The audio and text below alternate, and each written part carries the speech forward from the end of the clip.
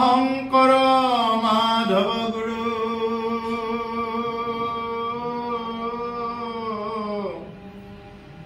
হৰি ৰাম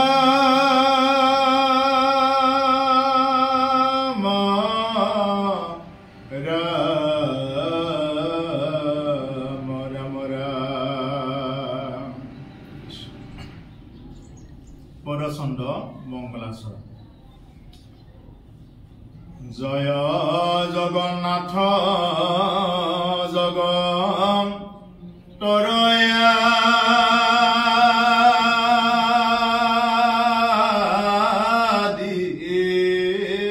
মূল যাহা পস্মৰণে হৈ পাতে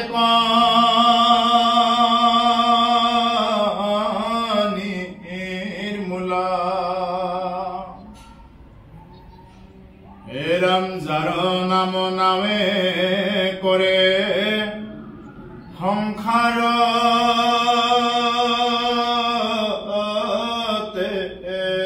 পাৰ হেন কৃষ্ণক কোটি কোটি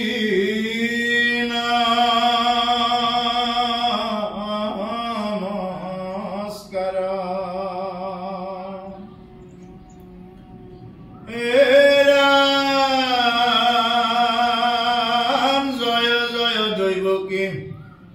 নন্দন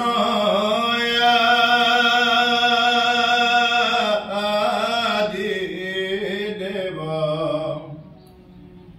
ব্ৰহ্মা মহেশ্বৰ জাপ সদা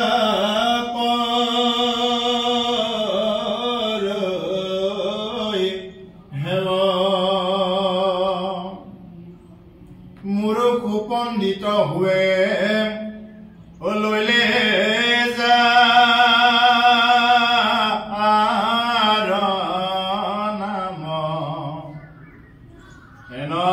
কৃষ্ণক কৰো ও কৰিয়া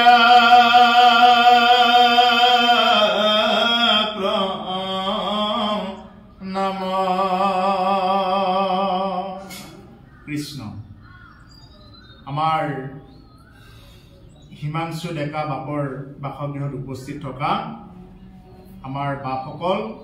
সকলোকে আমাৰ ভক্তি ভৰা সেৱা নিবেদন কৰিছো। আৰু এতিয়া আমাক অনাদি পাতনৰ আৰম্ভণিৰ মংগলাচৰণত এতিয়া ক'লে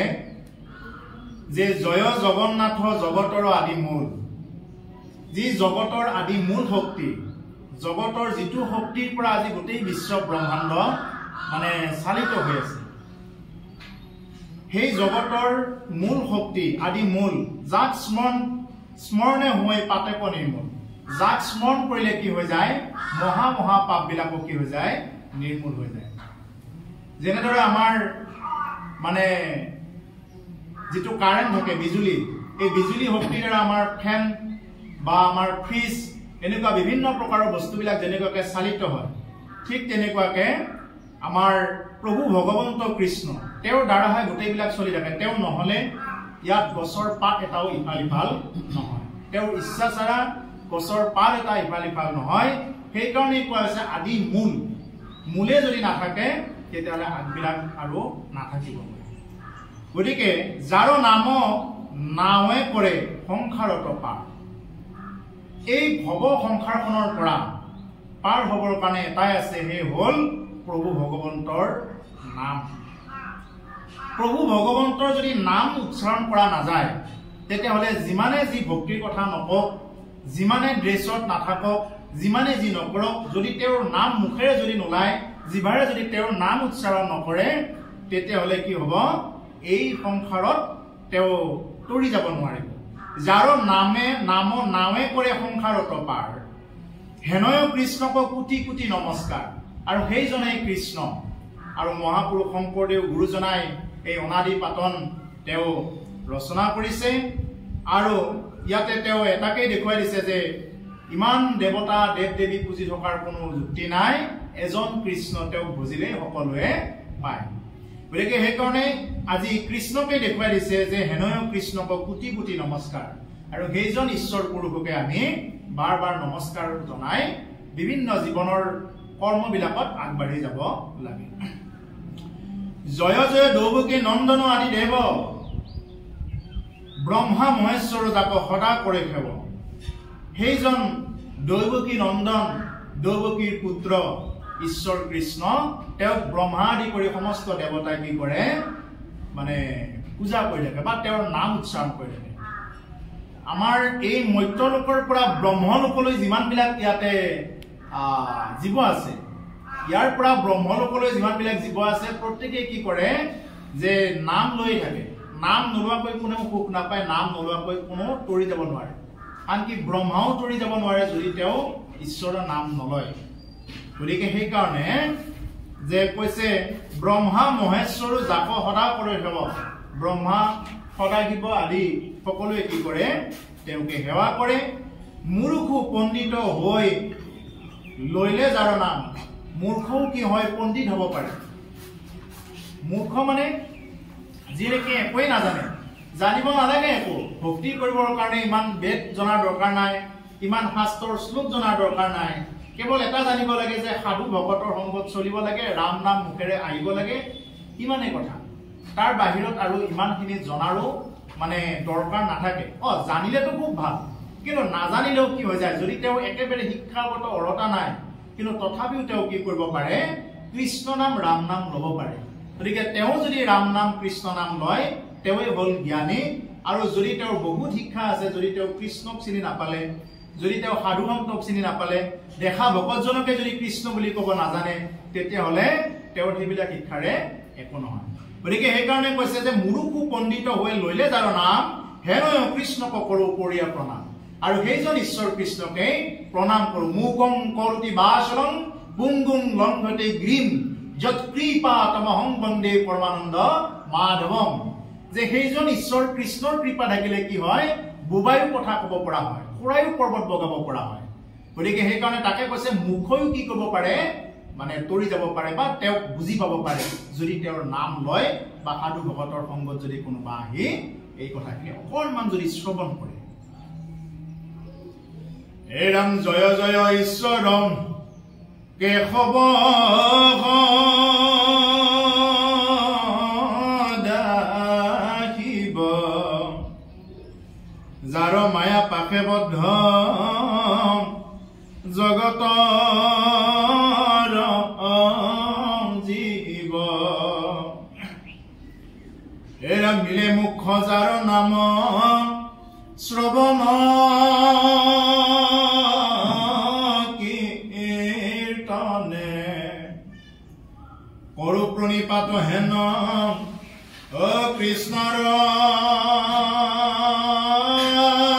চৰণে। জয় জয় ঈশ্বৰ কেশৱ সদাশিৱ। শিৱও ঈশ্বৰ হয়। শিৱ আৰু কৃষ্ণ অভেদ, কিন্তু ইয়াতে ভাগৱতে আমাক কৃষ্ণৰ নামেই ল'ব দেখুৱাইছে। কেৱল কৃষ্ণ নাম ল'লে হয়, কিন্তু যদি কোনোবাই শিৱ আৰু কৃষ্ণক যদি বিভেদ আকাৰে চায়, যদি কোনোবা শৈৱই যদি বৈষ্ণৱক যদি বিভেদ কৰে আৰু বৈষ্ণৱে যদি শৈৱক বিভেদ কৰে, এইটো নাম অপৰাধ, ঘোৰ নাম অপৰাধ লাগি যায়। এইটো কীৰ্তনত দিয়া আছে এইবিলাক নাম অপৰাধৰ কথা। প্ৰথম মানে অপৰাধৰ এইখিনিতে গণ্ডগোলটো লাগি যায় যে আমি আনক যাতে নিন্দা নকৰো। মানে কোনোবাই শৈৱ আছে, আমাৰ সনাতন মাৰ্গত বিভিন্ন পন্থা আছে, কোনোবা শৈৱ আছে, কোনোবা সৌৰ আছে, কোনোবা গানবৈত্য আছে, কোনোবা শাক্ত আছে, এনেকুৱা আমাৰ 5টামান আমাৰ প্ৰথা আছে। গতিকে সেইকাৰণে যে কি কৈছে ইয়াতে যে সেইজন শিৱও ঈশ্বৰ হয়, কিন্তু কি সেইজন শিৱকো আমি কি কৰিব নালাগে, নিন্দা কৰিব দিয়া নাই। আৰু শিৱ ভক্তসকলেও কৃষ্ণৰ ভক্তসকলক বৈষ্ণৱসকলক নিন্দা কৰিব নালাগে। এই পাপৰ পৰা কোনেও কিন্তু তৰি যাব নোৱাৰে।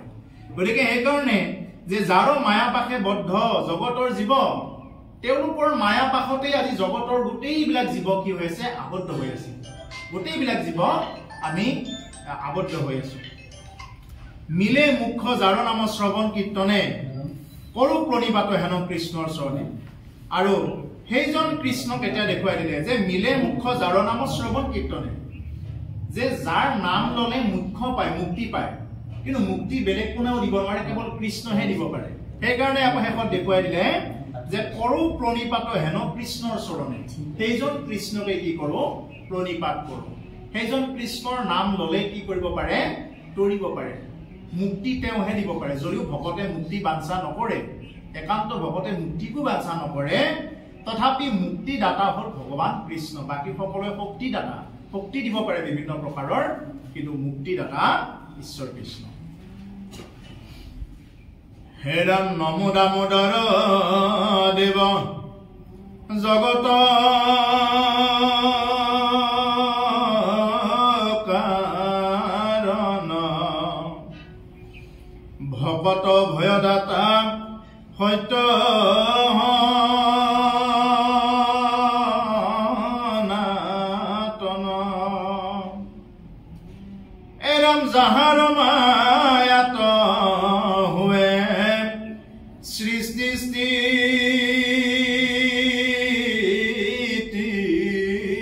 লয় হেন কৃষ্ণ চৰণে ৰচিব পদ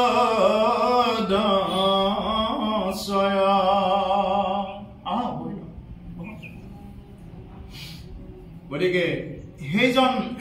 দামোদৰ প্ৰভু ভগৱন্ত জগতৰ কাৰণেই হল ঈশ্বৰ কৃষ্ণ তেওঁৰ ইচ্ছাতে কি হৈ আছে জগতখন সৃষ্টি হৈছে তেওঁৰ যেতিয়া ইচ্ছা নোহোৱা হৈ যাব আকৌ এইবিলাক প্ৰলয় জলত ডুব গৈ থাকিব আৰু ইচ্ছা গলে কি কৰে তেওঁ পুনৰ মানে সৃষ্টি কাৰ্যত আৰম্ভ কৰে তেওঁৰ ইচ্ছা গলে আকৌ ব্ৰহ্মাক সৃজন কৰে এনেকুৱাকে মায়া তাৰ পিছতে চন্দ্ৰ সূৰ্য এনেকুৱাকে বিভিন্ন প্ৰকাৰৰ পৃথিৱীত যিমানবিলাক বস্তু লাগে সকলো বস্তু তেওঁ সৃষ্টি কৰি দিব আৰু যেতিয়া নেকি তেওঁৰ ইচ্ছা নোহোৱা হৈ যায় আৰু এইবিলাক পাপৰ সংখ্যা বাঢ়ি গ'লে এখন আৰু নাৰাখ হৈ বুলি যেতিয়া আহে তেতিয়া আৰু এইবিলাক কি কৰে নিজে নিজে নোহোৱা কৰে গতিকে সেইকাৰণে যে তেওঁই হল জগতৰ কাৰণ ভকত অভয়দাতা সত্য সনাতন ভকতক অভয়দান কৰিব পৰা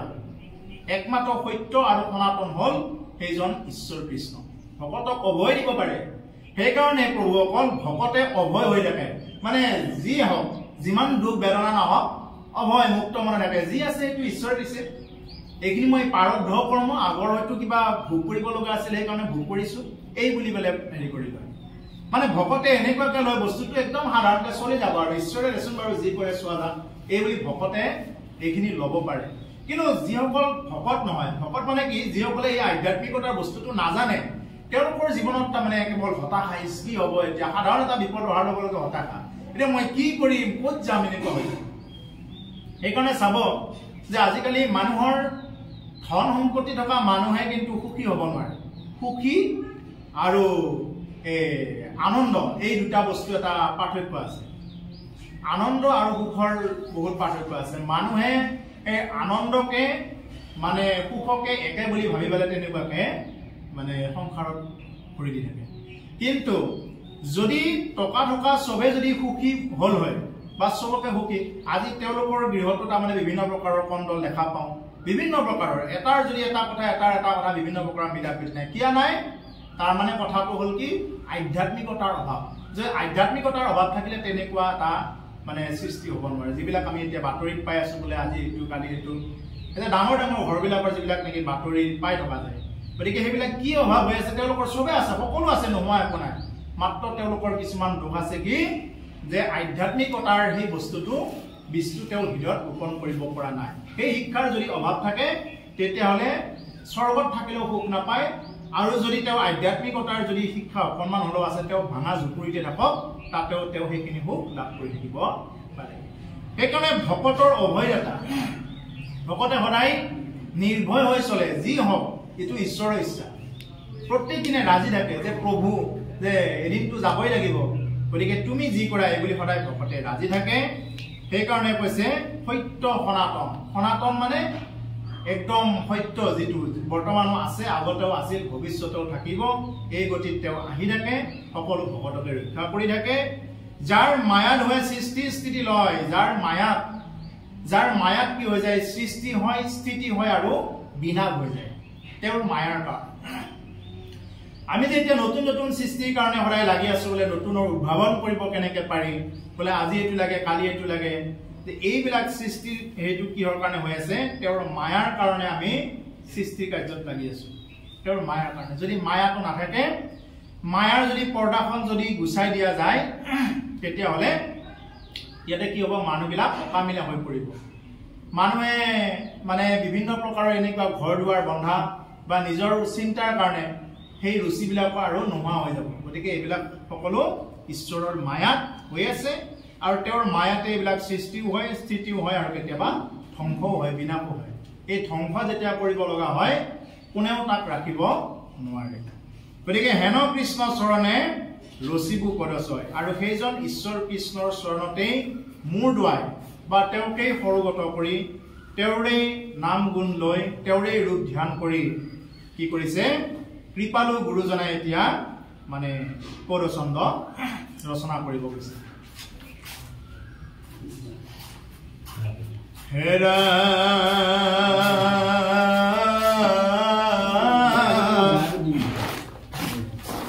কৃষ্ণ পদ পংকজক ধৰি হৃদয়ত গুৰুৰ চৰণ মনে কৰি গত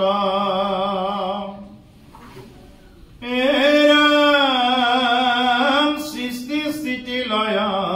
কেশ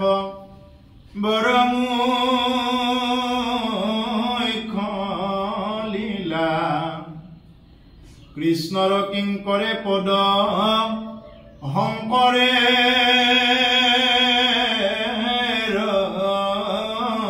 শিলা কৃষ্ণ পদ পংকজক ধৰি হৃদয় মহাপুৰুষ শংকৰদেৱ গুৰুজনাই কি কৰিছে অনাদি পাতন ৰচনা কৰিব যাওঁতেও ঈশ্বৰ কৃষ্ণৰ চৰণ দুখানি হৃদয়ত লৈহে তেওঁ আগবাঢ়িছে এই সৃষ্টি কৰ্মত তেওঁ আগবাঢ়িছে গতিকে সেইকাৰণে আমিও জীৱনৰ প্ৰত্যেকটো কাম কৰোঁতে আমি ঈশ্বৰৰ চৰণ দুখানি হৃদয়ত লৈ হৃদয়ত ধাৰণ কৰি আমি কি কৰিব লাগে আগবাঢ়িব লাগে গুৰুৰ চৰণ মনে কৰি শিৰোগত আৰু গুৰুৰ চৰণ কেতিয়াও আমি পাহৰিব নালাগে গুৰুক আমি ঈশ্বৰ বুলি ভাবিব লাগে যিজন গুৰুৰ পৰা আমি শৰণ লৈছো বা যিসকল শৰণীয়া আছে ইয়াতে সেই গুৰুজনাক আমি কি কৰিব লাগে ঈশ্বৰ দেখাৰ দৰে পাব লাগে কাৰণ গুৰু ব্ৰহ্মা গুৰু বিষ্ণু গুৰুদেৱ মহেশ্বৰ গুৰুদেৱ পৰম ব্ৰহ্ম তস্মৈ শ্ৰী গুৰুৱে নমঃ যে গুৰুৱেই ঈশ্বৰৰ এটা সাকাৰ মূৰ্তি গুৰু ভগৱানৰ এটা স্বৰূপ বুলি ধৰিব লাগে কিন্তু গুৰুৱে কিন্তু নিজে নাভাবে বোলে মই ঈশ্বৰ বুলি গুৰুৱে নাভাবে এইটো কিন্তু এই যিয়ে ভাবে যিয়ে নেকি তেনেকুৱাকৈ ভাবে বোলে মই গুৰু মোৰ ফটোখন মাৰি থৈ দিলে পূজা কৰি থাকিলে হ'ব এইটো কিন্তু আকৌ দিগদাৰ আছে কিন্তু সচৰাচৰ যিসকল গুৰু আছে তেওঁলোকে নিজকে কি বুলি ভাবে ঈশ্বৰৰ সেৱক বুলি ভাবে আৰু তেওঁৰ যিসকল শিষ্য আছে সেই শিষ্যসকলক গুৰুক ঈশ্বৰ দেখাৰ দৰে পাব লাগে কাৰণ গুৰুৱে যদি শিষ্যক লৈ নাযায় গুৰুৱে কি কৰিব পাৰে ইচ্ছা কৰিলে শিষ্যক মানে ঈশ্বৰ দৰ্শন কৰাই দিব পাৰে ভগৱানক দৰ্শন কৰাই দিব পৰা জনে হ'ল গুৰু গুৰুৱে ইমানখিনি কৃপা কৰিব পাৰে এজন গুৰুৱে শিষ্যৰ বিমংগল নহওক সদায় যাতে শান্তিত থাকক সুখত থাকক এই বুলি কি কৰে এজন গুৰুৱে সদায় গুৰু সেৱা কৰিব গৈ শিষ্যসকলৰ কাৰণে এইখিনি চিন্তা কৰে এইখিনি ভাবে সেইকাৰণে এজন গুৰুক আমি যিমান পাৰি মান্যতা দিবৰ কাৰণে চেষ্টা কৰিব লাগে অন্তত গুৰুজনক যদি মান্যতা দি চলো তেতিয়াহ'লে বিভিন্ন প্ৰকাৰৰ অপায় অমংগলৰ পৰা হাত সাৰি যাব পাৰি সেইকাৰণে গুৰু হ'ল মানে আটাইতকৈ লেখত ল'বলগীয়া কথা সেইকাৰণে মহাপুৰুষ শংকৰদেৱ গুৰুজনে এতিয়া কৈছে গুৰুৰ চৰণ মনে কৰি হিৰুগত সৃষ্টি স্থিতি লয় কেশৱৰ মুখ্য লীলা গতিকে সৃষ্টি স্থিতি লয় হ'ল কেশৱৰ মুখ্য লীলা ভগৱান কৃষ্ণৰ মুখ্য লীলাই হ'ল কেতিয়াবা সৃষ্টি কৰে কেতিয়াবা স্থিতি কৰে আৰু কেতিয়াবা লয় কৰে তেওঁ নিজেই কেতিয়াবা ব্ৰহ্মা হয় তেওঁ সৃষ্টিও কৰিব তেওঁ বিষ্ণু ৰূপে কেতিয়াবা পালন কৰিব আৰু ৰুদ্ৰ ৰূপে কেতিয়াবা সংহাৰ কৰিব কিন্তু এজনেই হয় এজনেই কি হৈ আছে তিনিটা ভাগত বিভক্ত হৈ আছে সেইকাৰণে আমি কাকো তাৰমানে সৰু ডাঙৰ কৰিব নালাগে বোলে অমুকা সৰু ইনো কি জানে কাৰণ আমি ব্ৰহ্মা হ'ব পাৰিছো নেকি আমিতো হ'ব পৰা নাই কাৰণ ব্ৰহ্মা তেওঁ হ'ব পাৰিছে তেওঁৰ বহুত কেপাচিটি আছে কাৰণে হ'ব পাৰিছে গতিকে সেইকাৰণে আমি ইয়াতে বহি থাকি বোলে অমুকা সৰু অমুকা ডাঙৰ মানে আমি ভেদভাৱবিলাক নিজৰ মাজতে ভেদভাৱ কৰি লৈ তেনেকুৱাকৈ এখন সমাজ চলাৰ কাৰণত আজি সমাজবিলাক মানে ভাগ ভাগ হৈ পৰিছে মানুহে এইখিনি বুজি নোপোৱাৰ কাৰণে আৰু এইটো হ'ল ঈশ্বৰৰে এটা মায়া তাৰমানে এইবিলাক মানুহৰ মাজত খেলিমেলি লগাই আছে, খেলিমেলি লাগি আছে, কিন্তু মানুহে এইখিনি বুজি ল'লে আৰু খেলিমেলি নালাগে। সেইকাৰণে কৈছে কৃষ্ণৰ কিংকৰে পদ শংকৰে ৰচিলা। কৃষ্ণৰ কিংকৰ বুলি কৈ ভাল পায়। কিংকৰ মানে হ'ল চাকৰ। মোৰ কৃপালু গুৰুজনা মহাপুৰুষ শংকৰদেৱ গুৰুজনাই নিজকে ঈশ্বৰৰ চাকৰ বুলি কৈ ভাল পায়, কিংকৰ। আৰু আমাৰ অকণমান কিবা হ'ব লাগে, অকণমান ধন সম্পত্তি কিবা এটা ডিগ্ৰী থাকিব লাগে, বোলে মই অমুক, মোক চিনি পোৱা নাই মই অমুক, নে কিবা এটা হ'বহে লাগে, কিবা এটা ডিগ্ৰী আহিবহে লাগে, মই অমুক, মোক চিনি পাইছেনে নাই, অমুক। গতিকে এই যিটো নেকি আমাৰ অহংকাৰ, এই অহংকাৰটো আমি কি কৰিব লাগে, গুচাব লাগে। কাৰণ আমি আহিছো অকলে, যামো অকলে, কেতিয়া কি হয় আমি কোনেও ক'ব নোৱাৰো। সেইকাৰণে প্ৰভুসকল নামঘোষাত এটা কথা কৈছে মহাপুৰুষ মাধৱদেৱে, কি বুলি কৈছে, ও দাস হুয়াতো জু হেৱা নকৰিলো হৰি হৰি হৰি হৰিয়ে ঐটো ঘোৰয়াপ ৰাধৰ চিকিৎসা নাইৰা ও হৰিয়ে ঐটো ঘোৰয়াপ ৰাধৰ চিকিৎসা নাইৰা কিমতে ভকতি কৰিব তোমাক হৰি হৰি হৰি হৰিয়ে ও মই মোৰ সমতি নজানো তাৰ উপায়ৰা। অৰ্থাৎ কি যে মানুহে প্ৰত্যেকটো বেমাৰৰ চিকিৎসা আছে, মানুহৰ বেমাৰৰ চিকিৎসা আছে, জ্বৰ হলে চিকিৎসা আছে, কাহ হলে চিকিৎসা আছে, হাত ভৰি ভাগি ছিগি গলেও চিকিৎসা আছে, কিবা এটা নহয় কিবা এটা আছে। কিন্তু কোনোবাই যদি মানুহৰ জন্ম লৈ যদি ঈশ্বৰৰ দাস হবৰ কাৰণে চেষ্টা নকৰিলে, কোনোবাই যদি মনুষ্য জন্ম পাই যদি ঈশ্বৰৰ সেৱক হবৰ কাৰণে চেষ্টা নকৰিলে, এই ঘোৰ অপৰাধৰ চিকিৎসাই নাই বুলি কৈছে। কাৰণ ইয়াৰ পৰা আৰু কেতিয়াও ৰেহাই নাই। কাৰণ মানুহ জন্ম যে বাকী অন্য জীৱ জন্তুতকৈ মানুহৰ জন্মটো সম্পূৰ্ণ পৃথক, এইটো সকলোৱে জানে। মানুহে প্ৰাৰব্ধ কৰ্ম ভোগ কৰি থাকিলেই নহব, উপৰি জন্মৰ কৰ্ম ভোগ কৰি থাকিলেই নহব, মানুহে উপৰি জন্মৰ প্ৰাৰব্ধ কৰ্মক কি কৰিব পাৰে, আৰু নতুন মানে দিগন্তৰ সূচনা কৰিব পাৰে, নতুন কৰ্ম এটা সৃষ্টি কৰিব পাৰে, এটা ভাল কৰ্ম। গতিকে আগৰ জন্মত যি আছে এনেকে ভুগি থাকিম যে নহব এনেকে। কাৰণ মানুহে কি কৰি ল'ব পাৰে,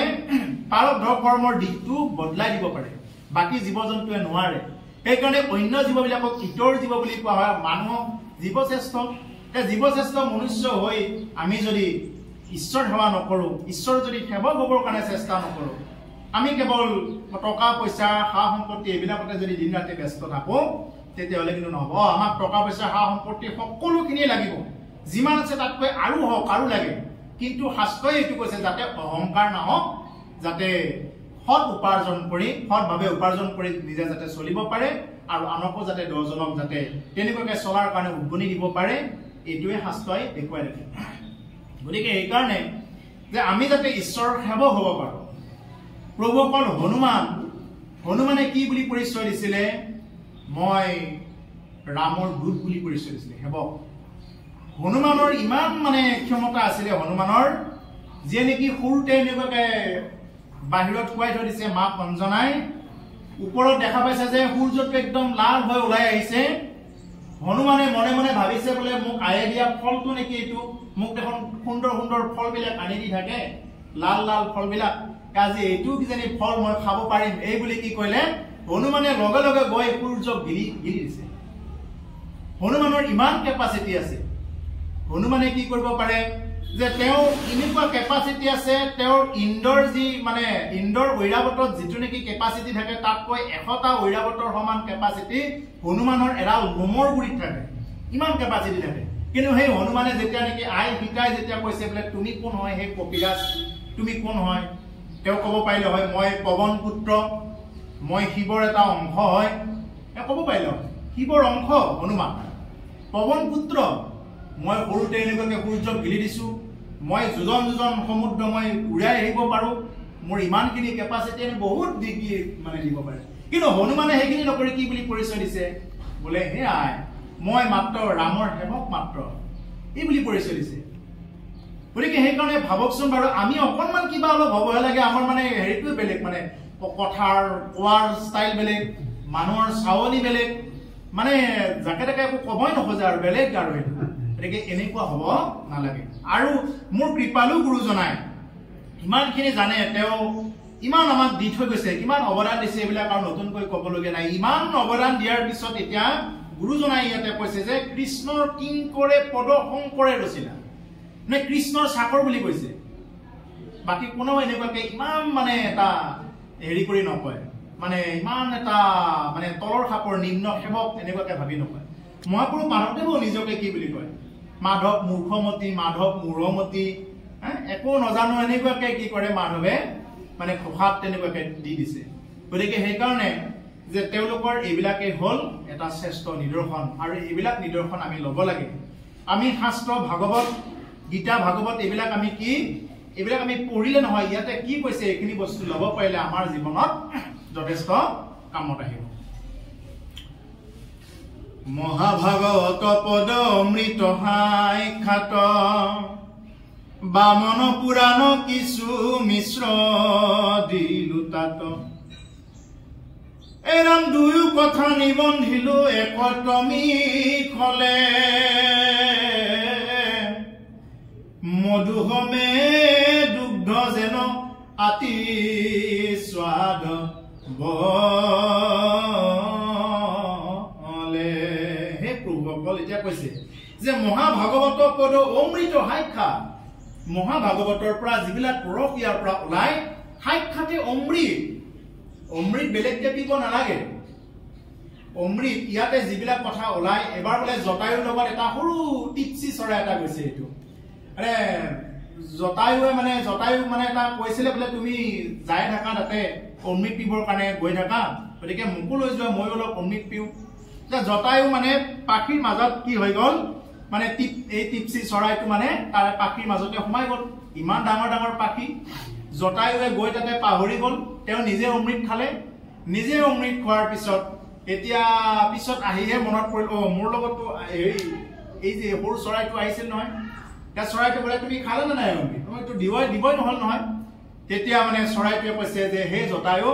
তোমাৰ মুখৰ পৰা যিখিনি বাগৰি আছে এইখিনি খাই মোৰ পেট ভৰিছে আৰু নালাগে আৰু এক্সট্ৰা কৰি তোমাৰ মুখৰ পৰা যিখিনি বাগৰি আছে এইখিনি খাই পেট ভৰিছে অৰ্থাৎ কি ভাগৱত এনেকুৱা অমৃত ইয়াতে এনেকুৱা ৰস আছে যে এই ৰসবিলাক যদি আমি জীৱনত ল'ব পাৰো অকণমানো যদি ল'ব পাৰো ইয়াতো অমৃতৰ ভাণ্ডাৰ হয় ভাগৱত ইয়াৰ পৰা যদি অকণমানো এই টিপচি চৰাইটোৰ নিচিনা যে অকণমানো যদি অমৃতৰ ভাগ ল'ব পাৰো তেতিয়াহ'লে কি হৈ যায় জীৱনত মানে এটা গতি হৈ যায় বৰ বেলেগ গতি হৈ যায় এই নাম ধন যি নাম ধন কি বুলি কৈছে গীতাত কৈছে যে নামৰ নাহিকে ক্ষয় লাগে মানে বৃদ্ধি হয় ভাগ কৰিলে তো বাঢ়ি যায় নাম ধন ভাগ কৰিলে বাঢ়ি যায় অন্য ধন আনো যত ধন দেখা খৰচিলে যাই বৃথা খাইলে দিলে সবে টুটি যায় বাকি যিমান বিলাক ধন দেখিছা খালে ললে টুটি যায় আপোনাৰ হাতত যদি বহুত কেইটা টকা আছে যদি এনেকে ভগাই থাকে সবৰ মাজত খাওতে লওতে দিনক দিনে টুটি যাব কমি যাব কিন্তু নামৰ নাহিকে ক্ষয় লাগে মানে বৃদ্ধি হয় ভাগ কৰিলে তো বাঢ়ি যায় নামৰ কোনো দিন ক্ষয় নহয় কি হয় যে ভাগ কৰিলে বাঢ়ি যায় চোৰা নেনে চোৰ কৰি ডকাইতে নেনে ডকাইত কৰি লুৰিয়াৰে নেনে লুৰি ভাই নেনে ভাগ কৰি ৰজাই নলয়টা দণ্ডি চোৰেও চুৰ কৰি নিব নোৱাৰে আপোনাৰ বহুত সম্পত্তি থাকিলে এদিন চোৰে চুৰ কৰি নিব পাৰে ডকাইত কৰিব পাৰে কিন্তু নামৰ কিন্তু কোনোদিন এইখিনি কৰিব নোৱাৰে জুইত পৰিও নষ্ট নহয় পানীত পৰিও উঠি নাযায় এই হ'ল নাম ধন যেনেকি ভায়ে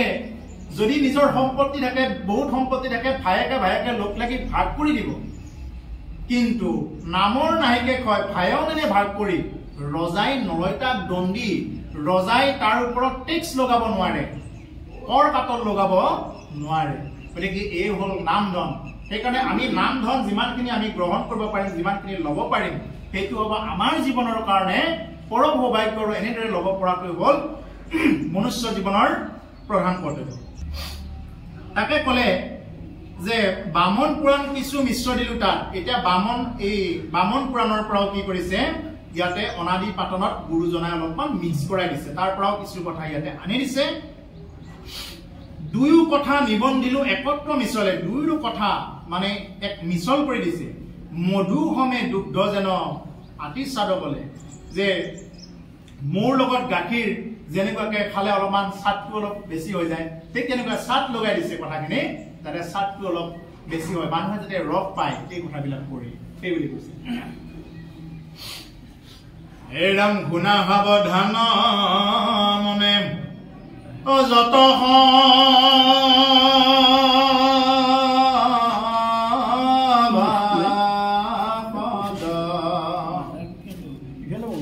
তৃতীয় স্কন্ধৰ মহা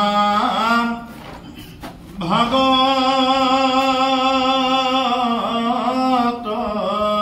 পদ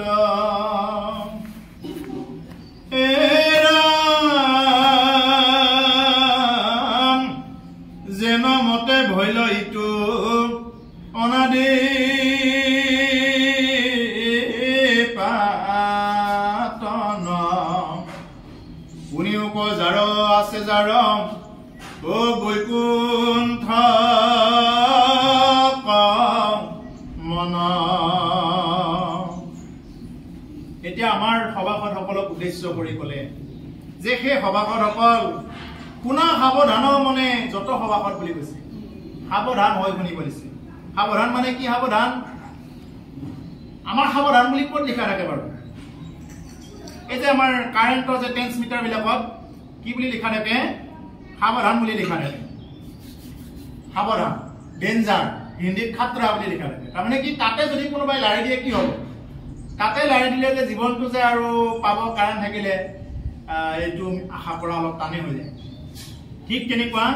এই কথাবিলাক, এই অনাদি পাতন বা এই ভাগৱতৰ কথাবিলাক আমাক সাৱধানে শুনিব দিছে। সাৱধান, আমি যদি অসাৱধানতাৰে শুনো, ইয়াত বহি থাকিও যদি আমি অন্য কথা মনত পেলাই থাকো বা অন্য চিন্তা কৰি থাকো, অন্য বিষয় সম্বন্ধীয় কথাবিলাক যদি আমি আলোচনা কৰি থাকো, সেইবিলাককে যদি চিন্তা কৰি থাকো, তেতিয়াহ'লে কি হ'ব? এইটো আমাৰ জীৱনৰ কাৰণে পৰম দুৰ্ভাগ্য। গতিকে সেইকাৰণে অতি সাৱধানে শুনিব দিছে। তৃতীয় স্কন্ধৰ মহাভাগৱত পদ, তৃতীয় স্কন্ধৰ এই মহাভাগৱত পদ যেন মতে ভৈল এইটো অনাদি পাতন শুনিও কোৱা আছে যাৰ বৈকুণ্ঠ। যাৰ বৈকুণ্ঠক যাবলৈ মন আছে বা বৈকুণ্ঠ প্ৰাপ্তিৰ কাৰণে যাৰ ইচ্ছা আছে, যাৰ মন আছে, তেওঁ কি কৰিব দিছে? ইয়াতে একান্ত মনে শুনিব দিছে। গতিকে ইমানতে আমাৰ মংগলাচৰণখিনি সমাপ্ত হৈছে। ইয়াৰ পিছতে আহিল আমাৰ সুখদেৱক পৰীক্ষিতৰ ভগৱন্তৰ ত্ৰিজগত সৃষ্টি সম্পৰ্কীয় প্ৰশ্ন আৰু সুখদেৱৰ সৃষ্টি বৰ্ণন।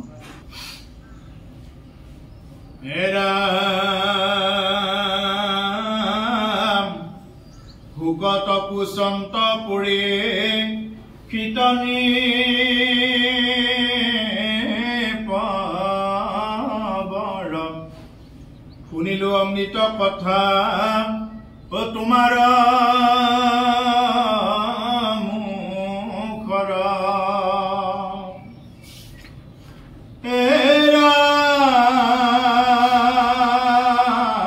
যতে কহো নুশুনি বাক যায় মতি অমৃত পিয়ন্তে যেন অনখণ্ডে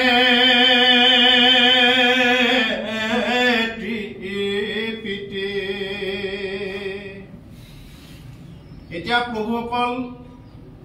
এতিয়া কৈ আছে, অধ্যায়টো হ'ল সুখদেৱক পৰীক্ষিতৰ ভগৱন্তৰ ত্ৰিজগত সৃষ্টি সম্পৰ্কীয় প্ৰশ্ন আৰু সুখদেৱৰ সৃষ্টি বৰ্ণন। অৰ্থাৎ পৰীক্ষিত আৰু সুখদেৱৰ মাজত মানে যিখিনি আলোচনা হৈ আছিল, সুকত পুচন্ত পৰীক্ষিত নিৰ্ভৰ। এতিয়া সুকমুনিক মহাৰাজ পৰীক্ষিতে এতিয়া প্ৰশ্ন কৰিছে, সুকমুনিক প্ৰশ্ন কৰিছে। আপোনালোকে জানে যে কিয় প্ৰশ্ন কৰিব লগা হ'ল? পৰীক্ষিতে কিয় প্ৰশ্ন কৰিব লগা হ'ল? কাৰণ পৰীক্ষিত আছিল সহাগৰা পৃথিৱীৰ 61 সম্ৰাট, 61 ৰজা আছিল পৃথিৱীৰ। বাকী যিমানবিলাক ৰজা আছিল কৰতলীয়া ৰজা হিচাপত তেওঁলোকে পৰীক্ষিতৰ তলত আছিলে।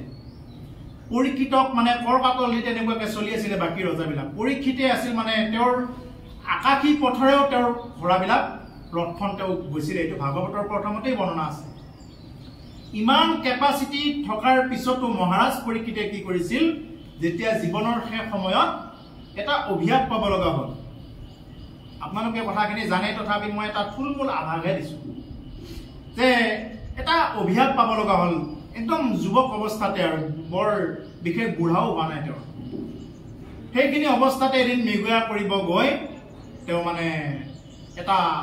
শ্ৰমিক মুনিৰ পৰা এটা মানে ডিঙিত মৰা সাপ আলাই দিলে,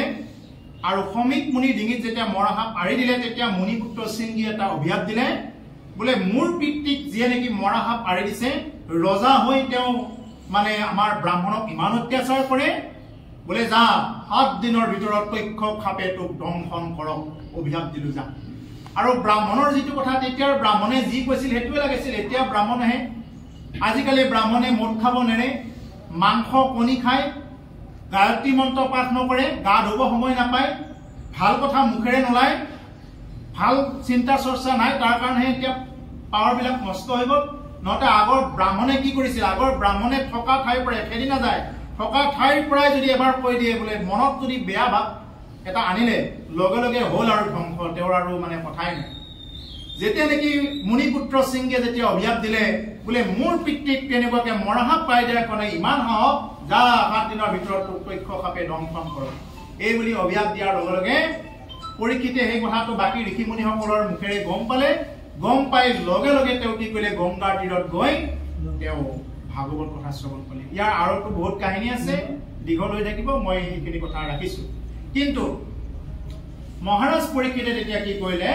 যে ভাগৱত কথা শ্ৰৱণ কৰিছিলে গংগাৰ তীৰত বহি।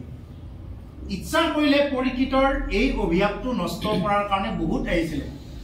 বাকী মুনিসকলেও মানে কিছুমান আলোচনা কৰিছিলে, বোলে অভিশাপটো নষ্ট কৰি দিব পাৰি, ইমান ডাঙৰ কথা নহয়, কাৰণ চবে পাৱাৰফুল ঋষি। কিন্তু পৰীক্ষিতে কিন্তু তেতিয়া ক'লে যে মই ইমান দিন গমেই পোৱা নাছিলো, মই ইমান দিন বুজিয়ে পোৱা নাছিলো যে মই মৰিবৰ কাৰণে যাই আছো, যে ময়ো যে এদিন মৰিব লাগিব। মই ইমান দিন প্ৰজা শাসন কৰি ৰাজ কাৰ্য চলাই থাকোতে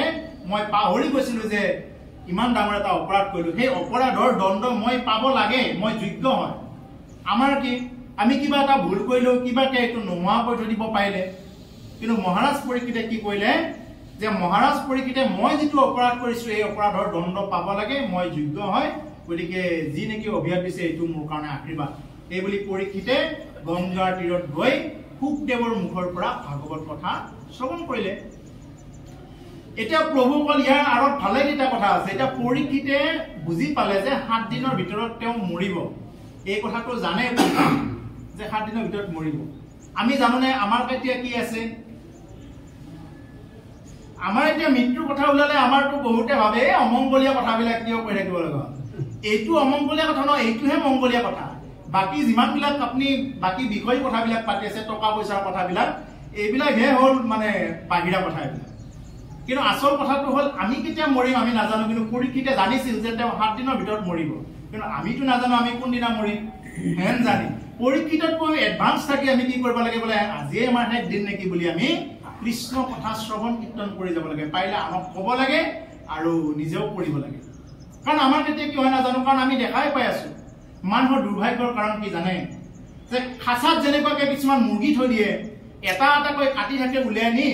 আৰু তাতে মানে চাউল দাইল দিলে সেইবিলাককে খাই থাকে, তাৰ পৰা এটা এটা, সিহঁতে কিন্তু নাখাওঁ বুলি বোলে নাথাকে। এই যে যিবিলাক নেকি ছাগল কাটিবৰ কাৰণে লৈ যায় বেপাৰীয়ে, যে বান্ধি থৈ দিছে, তাৰ পৰা এটা এটাকৈ কাটি আছে, সিহঁতে দেখা পাইছে যে সিহঁতৰে লোক এটা এটা কাটি আছে, সিহঁতক অলপ অস্তাকে কাটিব, সিহঁতক গছৰ পাত কেইটামান দি থৈ দিছে, আৰু সেই ছাগল কেইটাই গছৰ পাত কেইটা কি কৰি আছে, এটা এটাকৈ গছৰ পাত খাই আছে, সিহঁতে কিন্তু খাবৰ কাৰণে বাদ দিয়া নাই। আমাৰ মানুহবিলাকৰো তেনেকুৱা হৈছে, মৰি আছে, মই দেখা পাইছো আমাৰ অমুকা মৰিল তমুকা মৰিল, তাৰমানে মই নিজকে ভাবি আছো মই নমৰো, মই অমৰ। মানুহ কোনেই হৰি সেৱা কোনে নকৰে, যিয়ে নেকি অমৰ বুলি ভাবে তেওঁহে হৰি সেৱা নকৰে। গতিকে আমাৰে মাজৰ পৰা এনেকুৱাকে এটা এটাকৈ কালে লৈ গৈ আছে, কাৰোবাক অবয়সতে লৈ গ'ল, কাৰোবাক বয়সতে লৈ গ'ল, কালে এটা এটাকৈ ধৰি লৈ আছে, তথাপি আমাৰ ভূক্ষেপ নাই। সেইকাৰণে যে আমাক শাস্ত্ৰই সেইকাৰণে কয় যে সময় থাকোতে কি কৰা, কৃষ্ণ নাম লোৱা, সময় থাকোতে ঈশ্বৰৰ নাম লোৱা। এতিয়া পৰীক্ষিতৰ জীৱনত এনেকুৱা এটা সৌভাগ্য হ'ল যে শুকদেৱৰ নিচিনা গুৰু তেওঁৰ জীৱনত প্ৰাপ্ত হৈছে। প্ৰভুসকল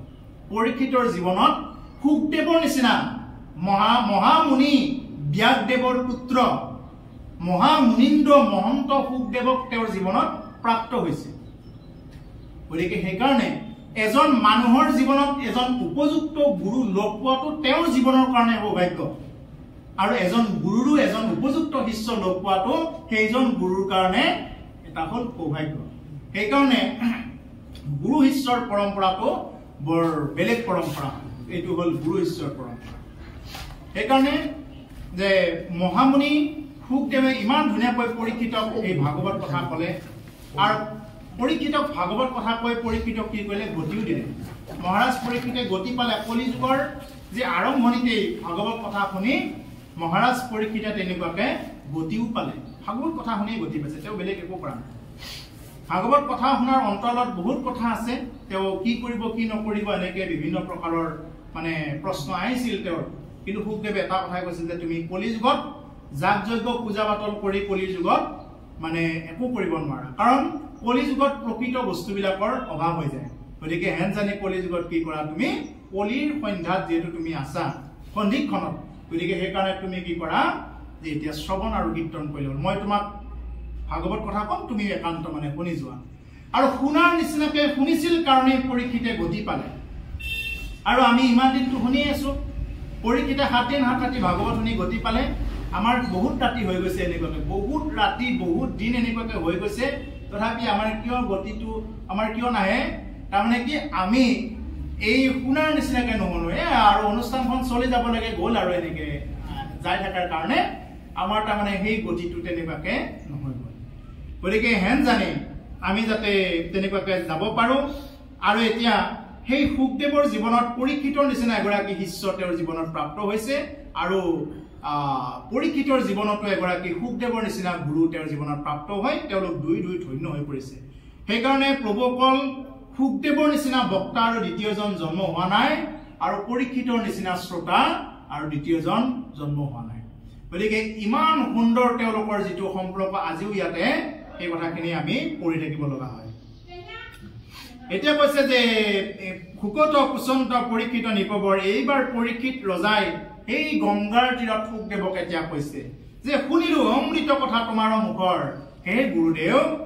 যে তোমাৰ মুখৰ পৰা সেই অমৃত কথাবিলাক অমৃত বচনবিলাক আমি শুনিলো ইমান সময়ে কাৰণ ইয়াৰ আগত আৰু বিভিন্ন প্ৰকাৰৰ কথা কৈ গ'ল গতিকে সেইবিলাক কথা আমি শুনিলো যতে কো শুনো শুনিবা কোৱা যায় মতি এতিয়া যিমান শুনো শুনিবৰ কাৰণে কি হৈ যায় মতি যায় এতিয়া আমাৰ মতিটো জানে না যে মই নিজকে সুধিব লাগে যে মোৰ ইয়াতে সোনকালে কিয় আহিলো মই উঠি যাওঁ লাগি থাকে নে আহি গ'লে বহুত মোৰ ভাগ্য হৈছে এই বুলি ভাবা যায় মই নিজক সুধিলে মই ইয়াৰ উত্তৰটো ওলাই পৰিব বোলে মই ইয়াত আহিছো মোৰ ভাগ্য বুলি ভাবিলো নে মোৰ দুৰ্ভাগ্য বুলি ভাবিলো তুমি নিজক সুধিব লাগে সেইকাৰণে এতিয়া মহাৰাজ পৰীক্ষিতে শুকদেৱক কৈছে যতে কো শুনো শুনিবা কোজায় মতি মই যিমানে শুনি আছো আৰু শুনিবৰ কাৰণে মানে মতিটো গৈ আছে অমৃত পিয়ন্তে যেন নখন্দে ত্ৰিপিটি যেনেকুৱাকে অমৃত পি থাকিলে আৰু পিবৰ কাৰণে ইচ্ছা যায় গতিকে ঠিক তেনেকুৱাকে যে তোমাৰ মুখৰ পৰা আজি অমৃত বাক্য মই শ্ৰৱণ কৰি আছো গতিকে এই অমৃত বাক্যখিনি শুনি সঁচাকৈ মোৰ মানে আৰু তৃপ্তি পলনে আৰু লাগে মোক এনেকুৱা কৈছে এৰাম সম্প্ৰতি চেদিও ঋষি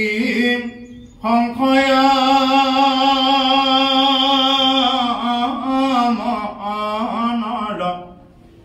সৃষ্টিৰ মধ্যত মহা পুৰুষ ঈশ্বৰম কেৱল এথা কন্ত হৰি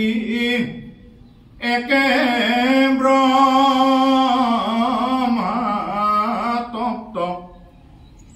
কিমতে স্ৰজন্ত কৃষ্ণে ঐতু ত্ৰিজগত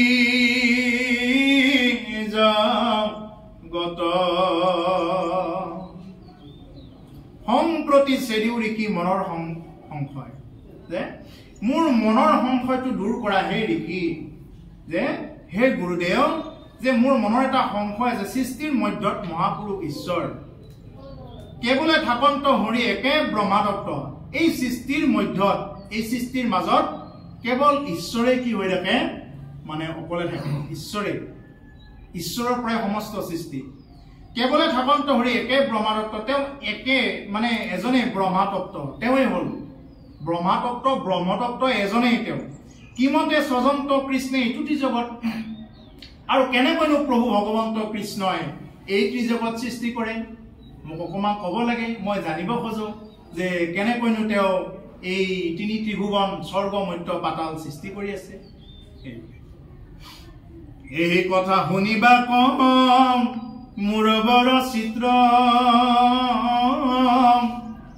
কহিও কৰিখি তুমি কৃষ্ণৰ চৰিত্ৰ, যিমতে স্বজন্ত এইটো অনাদি পাতন, যেনমতে স্ৰজা ব্ৰহ্মা আদি দেৱগণ, যেনমতে হাতু স্বৰ্গ পৰন্ত নিৰ্মাণ, যেনমতে স্ৰজন্ত পাতাল হাতু খান, সপ্তদ্বীপা বসুমতী শপত সাগৰ, যিমতে স্ৰজন্ত নদ নদী সৰোবৰ।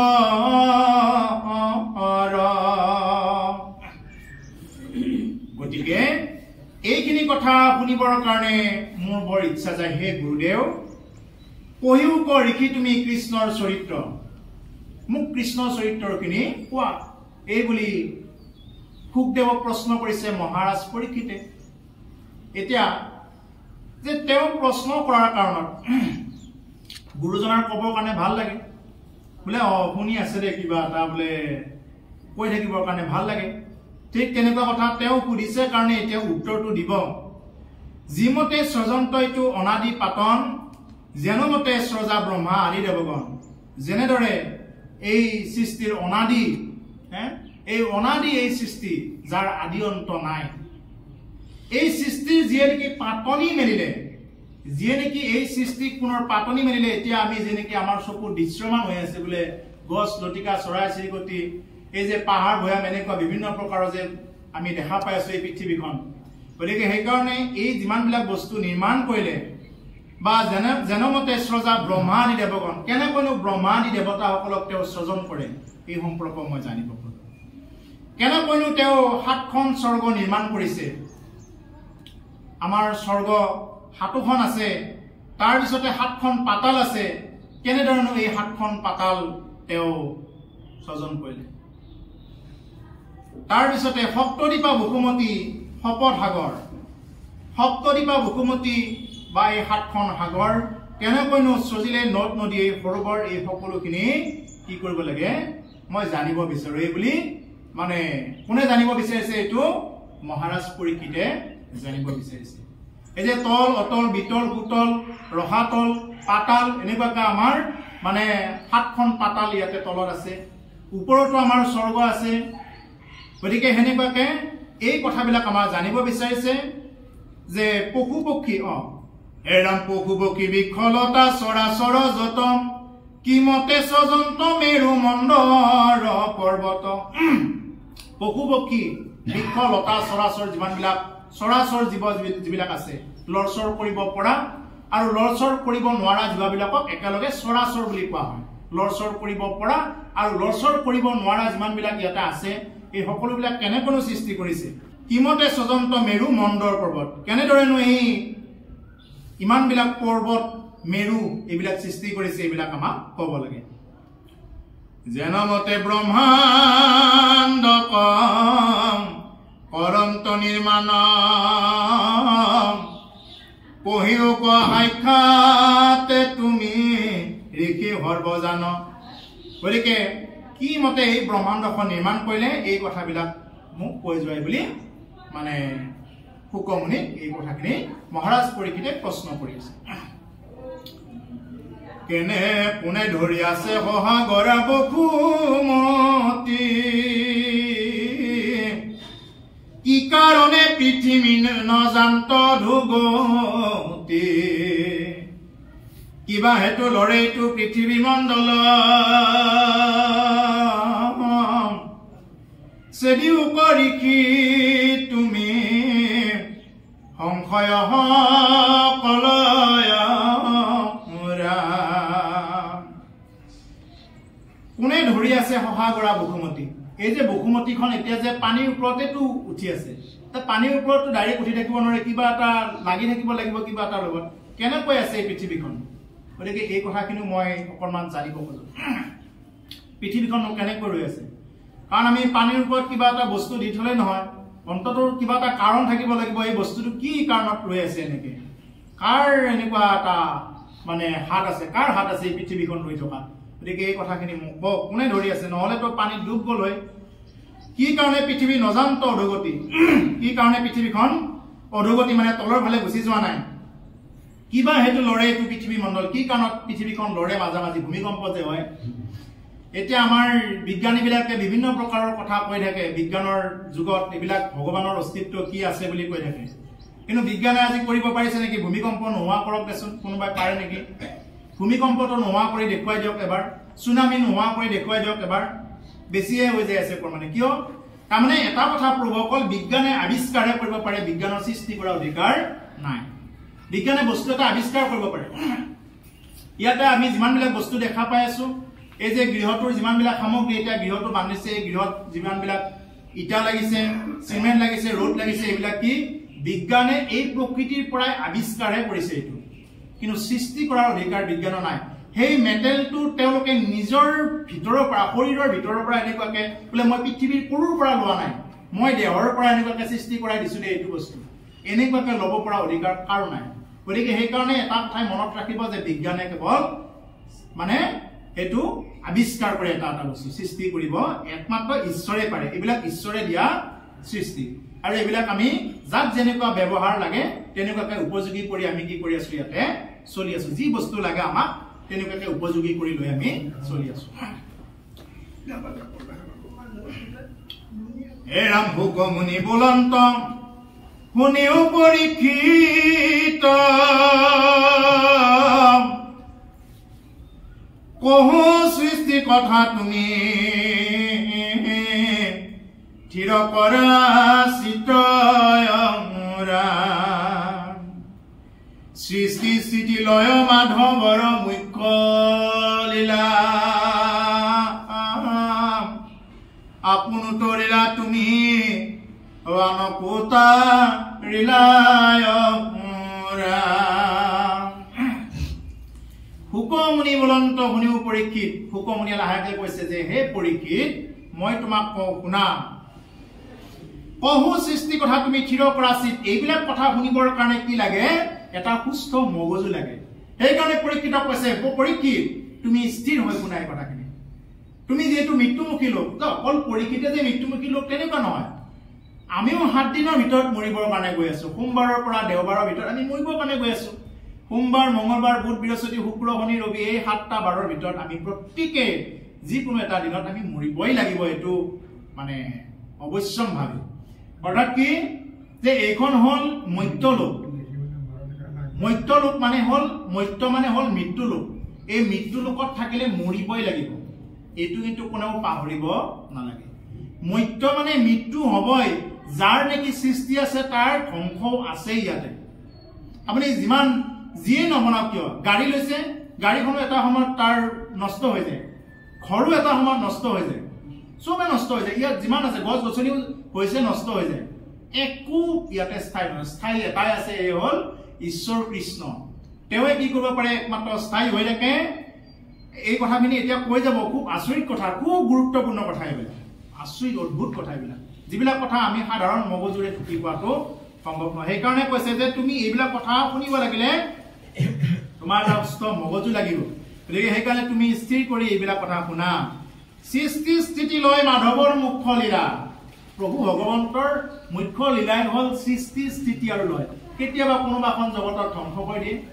কাৰণ তেওঁৰ এইখনেই ব্ৰহ্মাণ্ড নহয়, আমি দেখা পাই থকা এইখিনিয়ে ব্ৰহ্মাণ্ড নহয়। আমাক মহাপুৰুষে বহুত আগতে কৈছে, গোবিন্দ গোবিন্দ গোবিন্দ গোবিন্দ গোবিন্দ ৰাম মুৰাৰী, অনন্ত কোটি ব্ৰহ্মাণ্ডৰ হৰি অধিকাৰী। মানে অনন্ত কোটি ব্ৰহ্মাণ্ডৰ হৰি অধিকাৰী বুলি আমাক মহাপুৰুষে আগতে কৈছে। আৰু বেদ শাস্ত্ৰও আমাক এইবিলাক আগতে কৈছে। ব্ৰহ্মাণ্ড আমাৰ এখনেই নহয়, পৃথিৱী আমাৰ এখনেই নহয়, অনন্ত কোটি ব্ৰহ্মাণ্ড।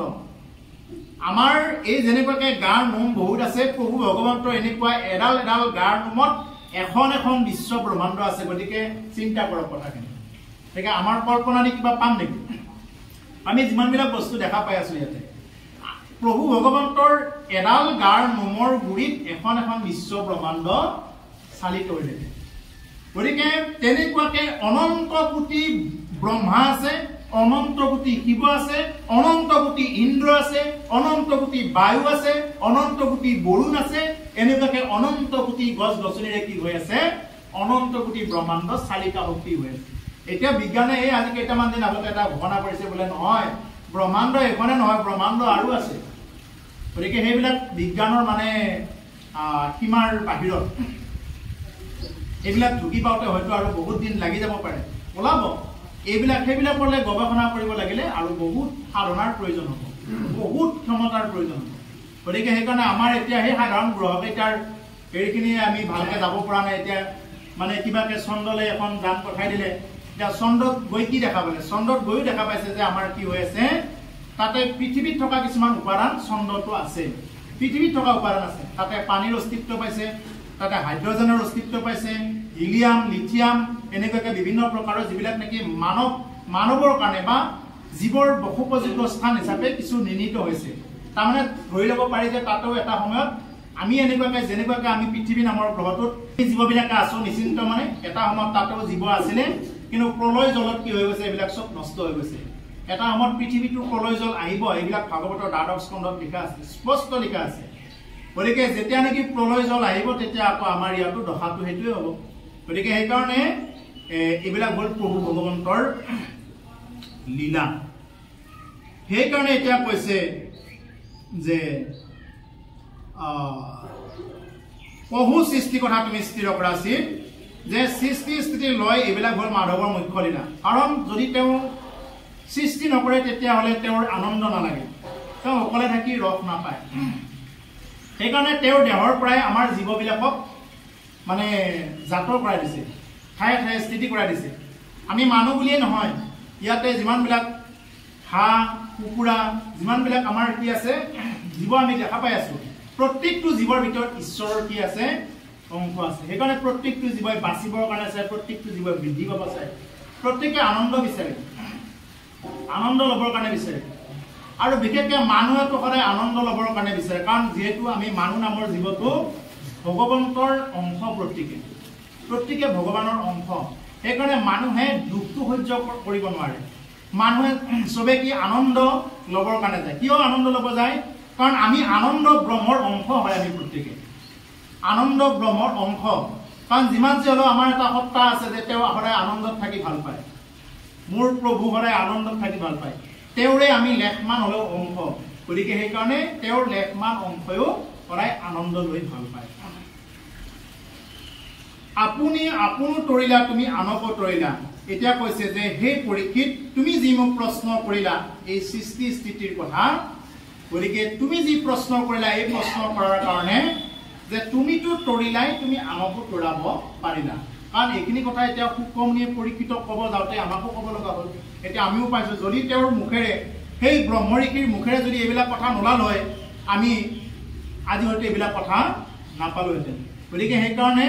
যে তেওঁ দয়া কৰি আমাৰ মাজত এইখিনি কথা ৰাখি থৈ গৈছে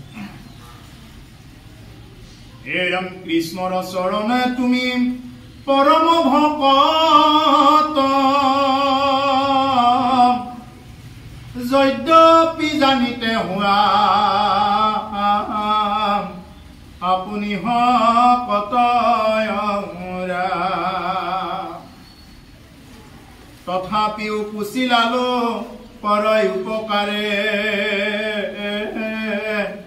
এইটো কথা শুনি ভনি তৰুপ সংসাৰে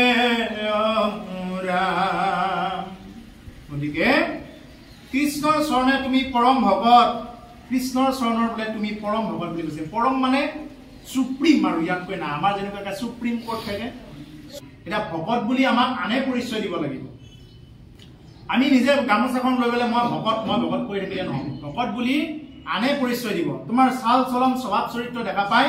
আনে পৰিচয় দিব যে তুমি ভকত হয় নে নহয় ৰাস্তাৰে গৈ থাকিলেও দেখা পালে বুজি পাব যে কিবা নহয় কিবা এটা মাৰ্গত তেওঁ আছে অলপ বুজি পাব অৰ্থাৎ ভকত হলে নহয় এইটো আনে পৰিচয় দিব, বাকী জীৱ জন্তুবিলাকে পৰিচয় দিব।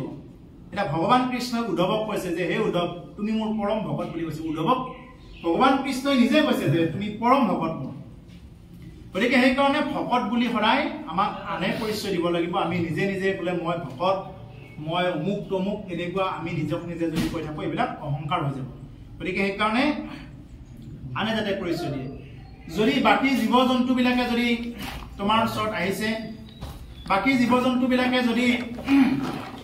তোমাৰ ওচৰত নিৰ্ভয়ে আহিব পাৰিছে, বনৰীয়া জীৱ জন্তু আহি যদি তোমাৰ হাতৰ পৰা কিবা এটা অন্ন বা যিকোনো বস্তু গ্ৰহণ কৰিছে, তেতিয়াহ'লে তেওঁ নিৰ্ভয় হৈ আছে, তাৰমানে জীৱশ্ৰেষ্ঠ বুলি বা তেওঁ ঈশ্বৰৰ ভকত, তেওঁ মোক নামাৰে এই বিশ্বাসত তেওঁ ওচৰত আহি কি কৰিছে, তুমি এৰি দিয়া এই অন্নখিনি গ্ৰহণ কৰে। এই হ'ল মানে অন্যই দিয়া উপাধিৰ ভকত। গতিকে সেইকাৰণে আমি যাতে নিজকে নিজে প্ৰশংসা কৰিবৰ কাৰণে নাযাওঁ। তথাপিও পচিলা লোকৰ উপকাৰে এইটো কথা শুনি ভনি তৰ প্ৰশংসাৰে। তুমি যিহেতু মোক এই কথাখিনি সুধিলা, গতিকে এই কথাখিনি শুনিলে কি হব, শুনি ভনি সংসাৰখন কৰিব পাৰিব লোকে। এৰা নিপতিক প্ৰশংসিয়া চিৰপৰি মন হৃদয়ত চিন্তিলন্ত কৃষ্ণৰ চৰণয় জয় কৃষ্ণ জয় জয় জয় কৃষ্ণ জয় কৃষ্ণ মুখে উচ্চাৰিলা পুৰাতন কথা কহি বা আৰম্ভিলা। এতিয়া নিৰ্পতিক প্ৰশংসা থিৰ কৰি মন ৰজাক প্ৰশংসা কৰি কৈছে। কোনে? গুৰুদেৱ হুকে নিৰ্পতিক প্ৰশংসা কৰি কৈছে, হে ৰাজন, যে তুমি মোক যি প্ৰশ্ন কৰিলা, এই প্ৰশ্ন কৰাৰ কাৰণে তুমি যে তৰি যাবা এনেকুৱা নহয়, তুমি কি কৰিলা, লোককো তৰুৱা। এইবাৰ মহামুনি শুকদেৱে কি কৰিছে, যে জয় কৃষ্ণ মুখে উচ্চাৰণ কৰি কি কৰিছে, তেওঁ এই কথাবিলাক পুৰাতন কথা কহিবা আৰম্ভিলা, যে এই পুৰাতন কথা যিবিলাক নেকি হৈ যোৱা এই ঘটনাবিলাকৰ কথা এতিয়া তেওঁ নিজ মুখে তেওঁৰ শিষ্য পৰীক্ষিতক এতিয়া কথাখিনি ক'বৰ কাৰণে কৈছে। কহিবু নিপতি সৃষ্টি লীলা কথা পাছে শুনা যেন মতে বকু মতি ৰহি আছে অমৰা পৃথিৱীৰ অধহাটো পাতালৰ তলে ব্ৰহ্মাণ্ড কবিৰিয়াকে বলে আছে জলে অমৰা। গতিকে শুনা জনমতে বসুমতী ৰহি আছে। মই তোমাক এই কথাটো প্ৰথমতে কওঁ, শুনা কেনেধৰণে বসুমতী ইয়াতে ৰৈ আছে। কি ক'লে, যে পৃথিৱীৰ অধহাটো পাতালৰ তলে, পৃথিৱীৰ পৰা তলত, অধ মানে তলত যিখন সাতখন আমাৰ পাতাল আছে, এই সাতখন পাতালৰ কি হৈ আছে, তলত ব্ৰহ্মাণ্ড বেৰিয়া আছে কেৱল জলে, মানে কেৱল জলৰ ওপৰতহে কি হৈ আছে, এই ব্ৰহ্মাণ্ডখন আমাৰ পৃথিৱীখন তেনেকুৱাকে উপঙি আছে। এটা বলৰ নিচিনাকে, এটা বল যেনেকুৱাকে পানী দিলে উপঙি থাকে, ঠিক তেনেকুৱাকে উপঙি আছে। অৰ্থাৎ সেইকাৰণে আমাৰ বিজ্ঞানেও এইটো মানে এটা কৈছে যে পৃথিৱীৰ বেছিভাগ পানী আছে, বেছিভাগ পানী, মাটিটো বেছিভাগ নাই। ঠিক তেনেকুৱাকে আকৌ আমাৰ দেহতত্বত চাবলৈ গ'লে আমাৰ কি আছে, দেহতত্বটো বেছিভাগ আমাৰ পানী আছে। আমাৰ হাৰ্ডিৰ মাজতো কেৱল পানীয়ে আছে, কেৱল পানী। গতিকে সেইকাৰণে আমাৰ ক্ষুদ্ৰ ব্ৰহ্মাণ্ড আৰু এখন হ'ল বৃহৎ ব্ৰহ্মাণ্ড। গতিকে আমাৰ সেই ক্ষুদ্ৰ ব্ৰহ্মাণ্ড আমাৰ দেহতো বেছিভাগ পানী থাকে, আৰু এই বৃহৎ ব্ৰহ্মাণ্ডৰো এই তলত অৰ্থাৎ আমাৰ পৃথিৱীখন পানীৰ ওপৰতে ভাহি আছে।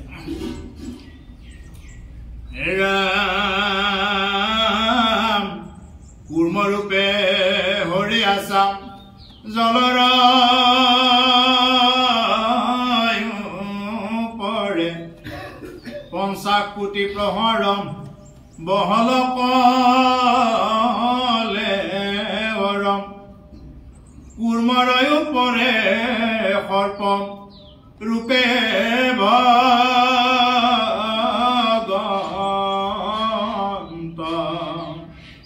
হাজাৰ অনাহমে আচন্ত অনন্ত। গতিকে এতিয়া ক'লে কুৰ্মৰূপে হৰি আছা জলৰ ওপৰে, কাছু ৰূপে এনেকুৱাকে ইমান বহল এখন মানে পিঠি এখন লৈ তেনেকুৱাকে সেই তাৰ ওপৰত পৃথিৱীখন ধৰি আছে। এতিয়া কৈছে কুৰ্মৰূপে হৰি আছা জলৰ ওপৰে। এতিয়া জলৰ ওপৰত কি কৰি আছে? কুৰ্মৰূপে কচ্ছপ ৰূপে কি কৰি আছে ভগৱানে তেনেকুৱাকে আছে। 50 কোটি প্ৰহৰ বহল কলেবৰ। এইটো আমাৰ হিচাপৰ বাহিৰত 50 কোটি প্ৰহৰ, মানে আমাৰ হিচাপৰ বাহিৰত ইমান মানে বহল এখন পিঠি লৈ তেনেকুৱাকে কি কৰি আছে? তেওঁ পৃথিৱীখনক তেনেকুৱাকে মানে জাগ্ৰতভাৱে তেওঁ পহৰা দি আছে। কুৰ্মৰ ওপৰে সৰ্পৰূপে ভগৱন্ত, আৰু সেই কুৰ্মৰ ভগৱানৰ ওপৰত আকৌ সৰ্প ৰূপ ধৰি মানে কি কৰি আছে? 1000খন ফণা লৈ তেনেকুৱাকে ভগৱন্তই অনন্ত ৰূপে তাতে এই পৃথিৱীখন মানে ফণাৰ ওপৰত ৰাখি আছে। সূৰ্য সমজলে মহা ফণিমণি যত, সিংহে সমনিতে যেন ধৱল পৰ্বত, ৰাম তানে আঠ ফণা আঠ দিশে গৈ বহি আছে আঠ দিগ গজ ওপৰে তাৰ ৰহি, দ্বাদশ হাজাৰ প্ৰহ ৰপন্থ কাই, দেৱাপুৰ নাগগণে পূজন্ত সদায়ে, বলৰ দৰ্পত আতি মহালীলা কৰি, আঠ আঠ পৰ্বত পিঠিত আছে ধৰি। এনেকে কি কৈছে? মুঠতে এই যি নেকি সৃষ্টিৰ যি নেকি আমাৰ চক্ৰটোৰ কথা কৈ আছে, যে পৃথিৱীখন কেনেকুৱাকে ৰৈ আছে, এই কথাখিনি আমাৰ চিন্তা ভাৱনাৰ পৰা বহুত দূৰত। আমি মনুষ্যই যিখিনি চিন্তা ভাৱনা কৰি পাওঁ, এই চিন্তা ভাৱনাতকৈ বহুত দূৰত মানে এইবিলাক কথা সাধাৰণতে মানে যিকোনো ঢুকি নোপোৱা কথা। গতিকে এতিয়া কৈছে যে কুৰ্মৰূপে ভগৱন্তই কি কৰি আছে? তেনেকুৱাকে 1000খন ফণা লৈ তেনেকুৱাকে তাৰ ওপৰত পৃথিৱীক ৰাখি আছে। সূৰ্য সমে জল মহা ফণিমণি যত, শৃংগে সমন্বিতে যেন ধৰ পৰ্বত, মানে যিসকল সৰ্পদাতা আছে, যে সৰ্পবিলাকে যেনেকুৱাকে লৈ আছে, সেই সৰ্পবিলাকৰ যিবিলাক মণি আছে, সেই মণিবিলাকে মানে তীব্ৰাই জ্বলি থাকে, বহুত তীব্ৰাই তেনেকুৱাকে জ্বলি থাকে। তাৰ পৰা 8খন ফণা 8 দিশে বহি গৈছে বুলি কৈছে। তাৰ পৰা মানে কশ্যপ ভগৱানৰ ওপৰত মানে তেনেকুৱাকে এই নাগবিলাকৰ মুখেৰে 8খন ফণা তেনেকুৱাকে 8 ফালে গুচি গৈছে। এনেকে 12,000 প্ৰহৰৰ পন্থ কাই, দেৱাসুৰ নাগগণে পূজন্ত সদায়, আৰু সেইকাৰণে দেৱতা অসুৰ আৰু নাগসকলে সদায় পূজা কৰে। আৰু সেইকাৰণে এই পৃথিৱীখনক কোনেও কি কৰিব পৰা নাই? মানে অনিষ্ট কৰিব পৰা নাই। কাৰণ ইয়াতে কি কৰি আছে? যে ভগৱন্তই নিজে পতন্দ প্ৰহৰী হিচাপত তেওঁ নিজেই তেনেকুৱাকে ৰাখি আছে। গতিকে সেইকাৰণে ইয়াতে খুব সোনকালে বিভিন্ন প্ৰকাৰৰ দৈত্য দানৱ আহি পটকে আগুৰি ল'ব নোৱাৰে। কাৰণ ইয়াতে প্ৰভু ভগৱন্তই সদায় ইয়াতে ৰক্ষণাবেক্ষণ কৰি থাকে। সেইকাৰণে প্ৰভুসকল আমাৰ এইখিনি কথাৰ লগতে মই সংগতি ৰাখি কথাখিনি কৈছো যে ভগৱন্তই ইমান কৃপা কৰি এই পৃথিৱীখনক তেনেকুৱাকে ৰাখি আছে যাতে মোৰ ভক্তসকলে সুখত থাকক, পৃথিৱীত যিসকল জীৱ আছে সুখত থাকক। তেনেকুৱাকে তেওঁ লীলা খেলা কৰি ব্ৰহ্মাৰূপে স্বজন কৰি, বিষ্ণুৰূপে পালন কৰি, ৰুদ্ৰৰূপে সংহাৰ কৰি তেনেকুৱাকে এই পৃথিৱীত তেওঁ আছে। কিন্তু দুৰ্ভাগ্যৰ কাৰণটো হ'ল মানুহে তেওঁৰ এই যি নেকি উপকাৰৰ কথা, এই উপকাৰিতা কথা পাহৰি মানুহে নিজক লৈ কেৱল ব্যস্ত, কেৱল নিজক লৈ ব্যস্ত। ভগৱানৰ নাম ল'বৰ কাৰণে মানুহৰ সময় নহয়, কৃষ্ণ নাম মুখেৰে নোলায়। মানুহে বেলেগ কথাবিলাক হ'লে খুব সুন্দৰকৈ শুনি থাকিব পাৰে, তাতে মাইকো নালাগে, বহুত জোৰতো ক'ব নালাগে, লাহে লাহে কৈ থাকিলেও হয়। যদি কাৰোবাৰ কলংকিত কথাবিলাক, কাৰোবাৰ বোৱাৰীৰ কলংকিত কথাবিলাক, কোনোবা ল'ৰাটোৰ কলংকিত কথাবিলাক, কোনোবা এখন ঘৰৰ কলংকিত কথাবিলাক যদি কোনোবাই আলোচনা কৰে, তেতিয়াহ'লে এইবিলাক কথা শুনি মানুহে খুব ৰস পায়, খুব আনন্দ পায়। কিন্তু কৃষ্ণ কথা শুনাৰ লগে লগে মানুহৰ এলাহ লাগি যায়, কেতিয়ানো শেষ হয়, কেতিয়ানো শেষ হয়, এনেকুৱা এটা ভাৱত আহি যায়। তাৰমানে কি যে আমি এইবিলাক হ'ল বিষয়ী জীৱ, তাৰমানে কিহে শুনিব নিদিয়ে আমাক, এইবিলাক কথা কোনে শুনিব নিদিয়ে, বাধা কোনে দিয়ে? বাধা দিয়ে আমাক কেৱল এই মায়াই আমাক বাধা দিয়ে। কাৰণ যদি কিবা কাৰণত অকণমান যদি কৃষ্ণ কথা যদি এবাৰ যদি শ্ৰৱণ কৰে খুব সুন্দৰকৈ, তেওঁৰ ইহজনম কি পৰজনমৰ কাৰণেও কি হৈ যায়, মানে তেওঁৰ সুকৃতি মানে ৰৈ যায়, সংস্কাৰিত হৈ যায় সেই জীৱটো গতি হৈ যায়। কিন্তু যাতে গতি নহওক এইবুলি কি কৰি থাকে, মায়াই সদায় ঢাকন দি থাকে, মায়াই কিন্তু সদায় মানে কি বান্ধি ৰাখে, কিন্তু ভক্তিয়েহে কি কৰে, সেইবিলাক বস্তু খুলি দিয়ে, মায়াই সদায় বান্ধি ৰাখে। সেইকাৰণে আমি যাতে এইবিলাক কথা খুব সুন্দৰ কৰি আমি ল'ব পাৰো যে ভগৱন্ত পুৰুষে ইমান লীলা কৰি কি কৰি আছে, এই পৃথিৱীখন ৰাখি আছে।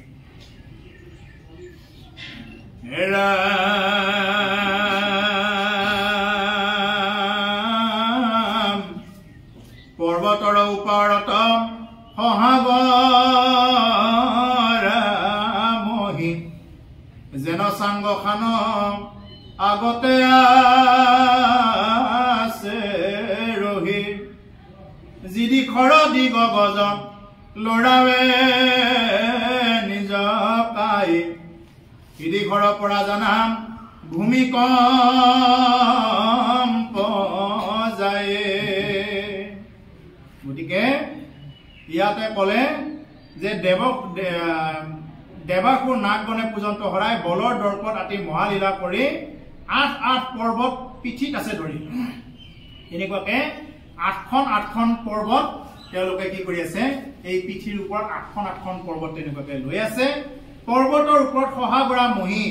আৰু সেই পৰ্বতবিলাকৰ ওপৰত এই গোটেই পৃথিৱীখন তেনেকুৱাকে ৰৈ আছে, যেন চাংগখানো আগতে আছে। যেনেকুৱাকে সেই চাংবিলাক, এই আমাৰ উদাহৰণ দিবৰ কাৰণে কৈছো, যেনেকুৱাকে সেই যে উদনটো, যে উদন, মাটিৰ উদনবিলাক দেখা পাইছে নহয়, যে মাটিৰ যেনেকুৱাকে উদন বনাই তিনিফালে 3টা ইটা দিলে, এই বা তাতে লেপি দিলে মাটিৰে, দি তাৰ ওপৰতহে মানে চৰুটো বহাই দিব পাৰে। ঠিক তেনেকুৱা এই উদন কেইটাৰ দৰে পৰ্বত কেইখনে কি কৰি আছে, এই পৰ্বতৰ শৃংগৰ ওপৰত এই পৃথিৱীখন স্থাপন হৈ আছে। আৰু যেন চাংগখান আগতে আছে ৰহি, যেনেকুৱাকে চাং এখন তেনেকুৱাকে মানে ৰৈ আছে। আৰু সেইটো কৈছে, যি দিশৰ দিগ গছ লৰাৱে নিজকাই, সেই দিশৰ পৰা জানা ভূমিকম্প যায়। আৰু যি দিশৰ পৰা অকণমান লৰোৱা খায়, বা যি দিশৰ পৰা অকণমান লৰচৰ কৰে, সেই দিকপালসকলে যেতিয়া লৰাব, সেই দিশৰ পৰাই ভূমিকম্পটো তেনেকুৱাকে পৃথিৱীত ভূমিকম্পৰ সৃষ্টি হয়। আৰু তেনেকুৱাকে কি হৈ যায়, মানে কম্পমান হয় পৃথিৱীত। এনেদৰে কি কৰি আছে যে জেতিকখনে তোলে হামি কশ্যপে অনন্তে, সাতোখান মেৰু মহি মন্দৰ পৰ্যন্তে। জেতিকখনে তোলে হামি কশ্যপ অনন্তে, সাতোখান মেৰু মহি মন্দৰ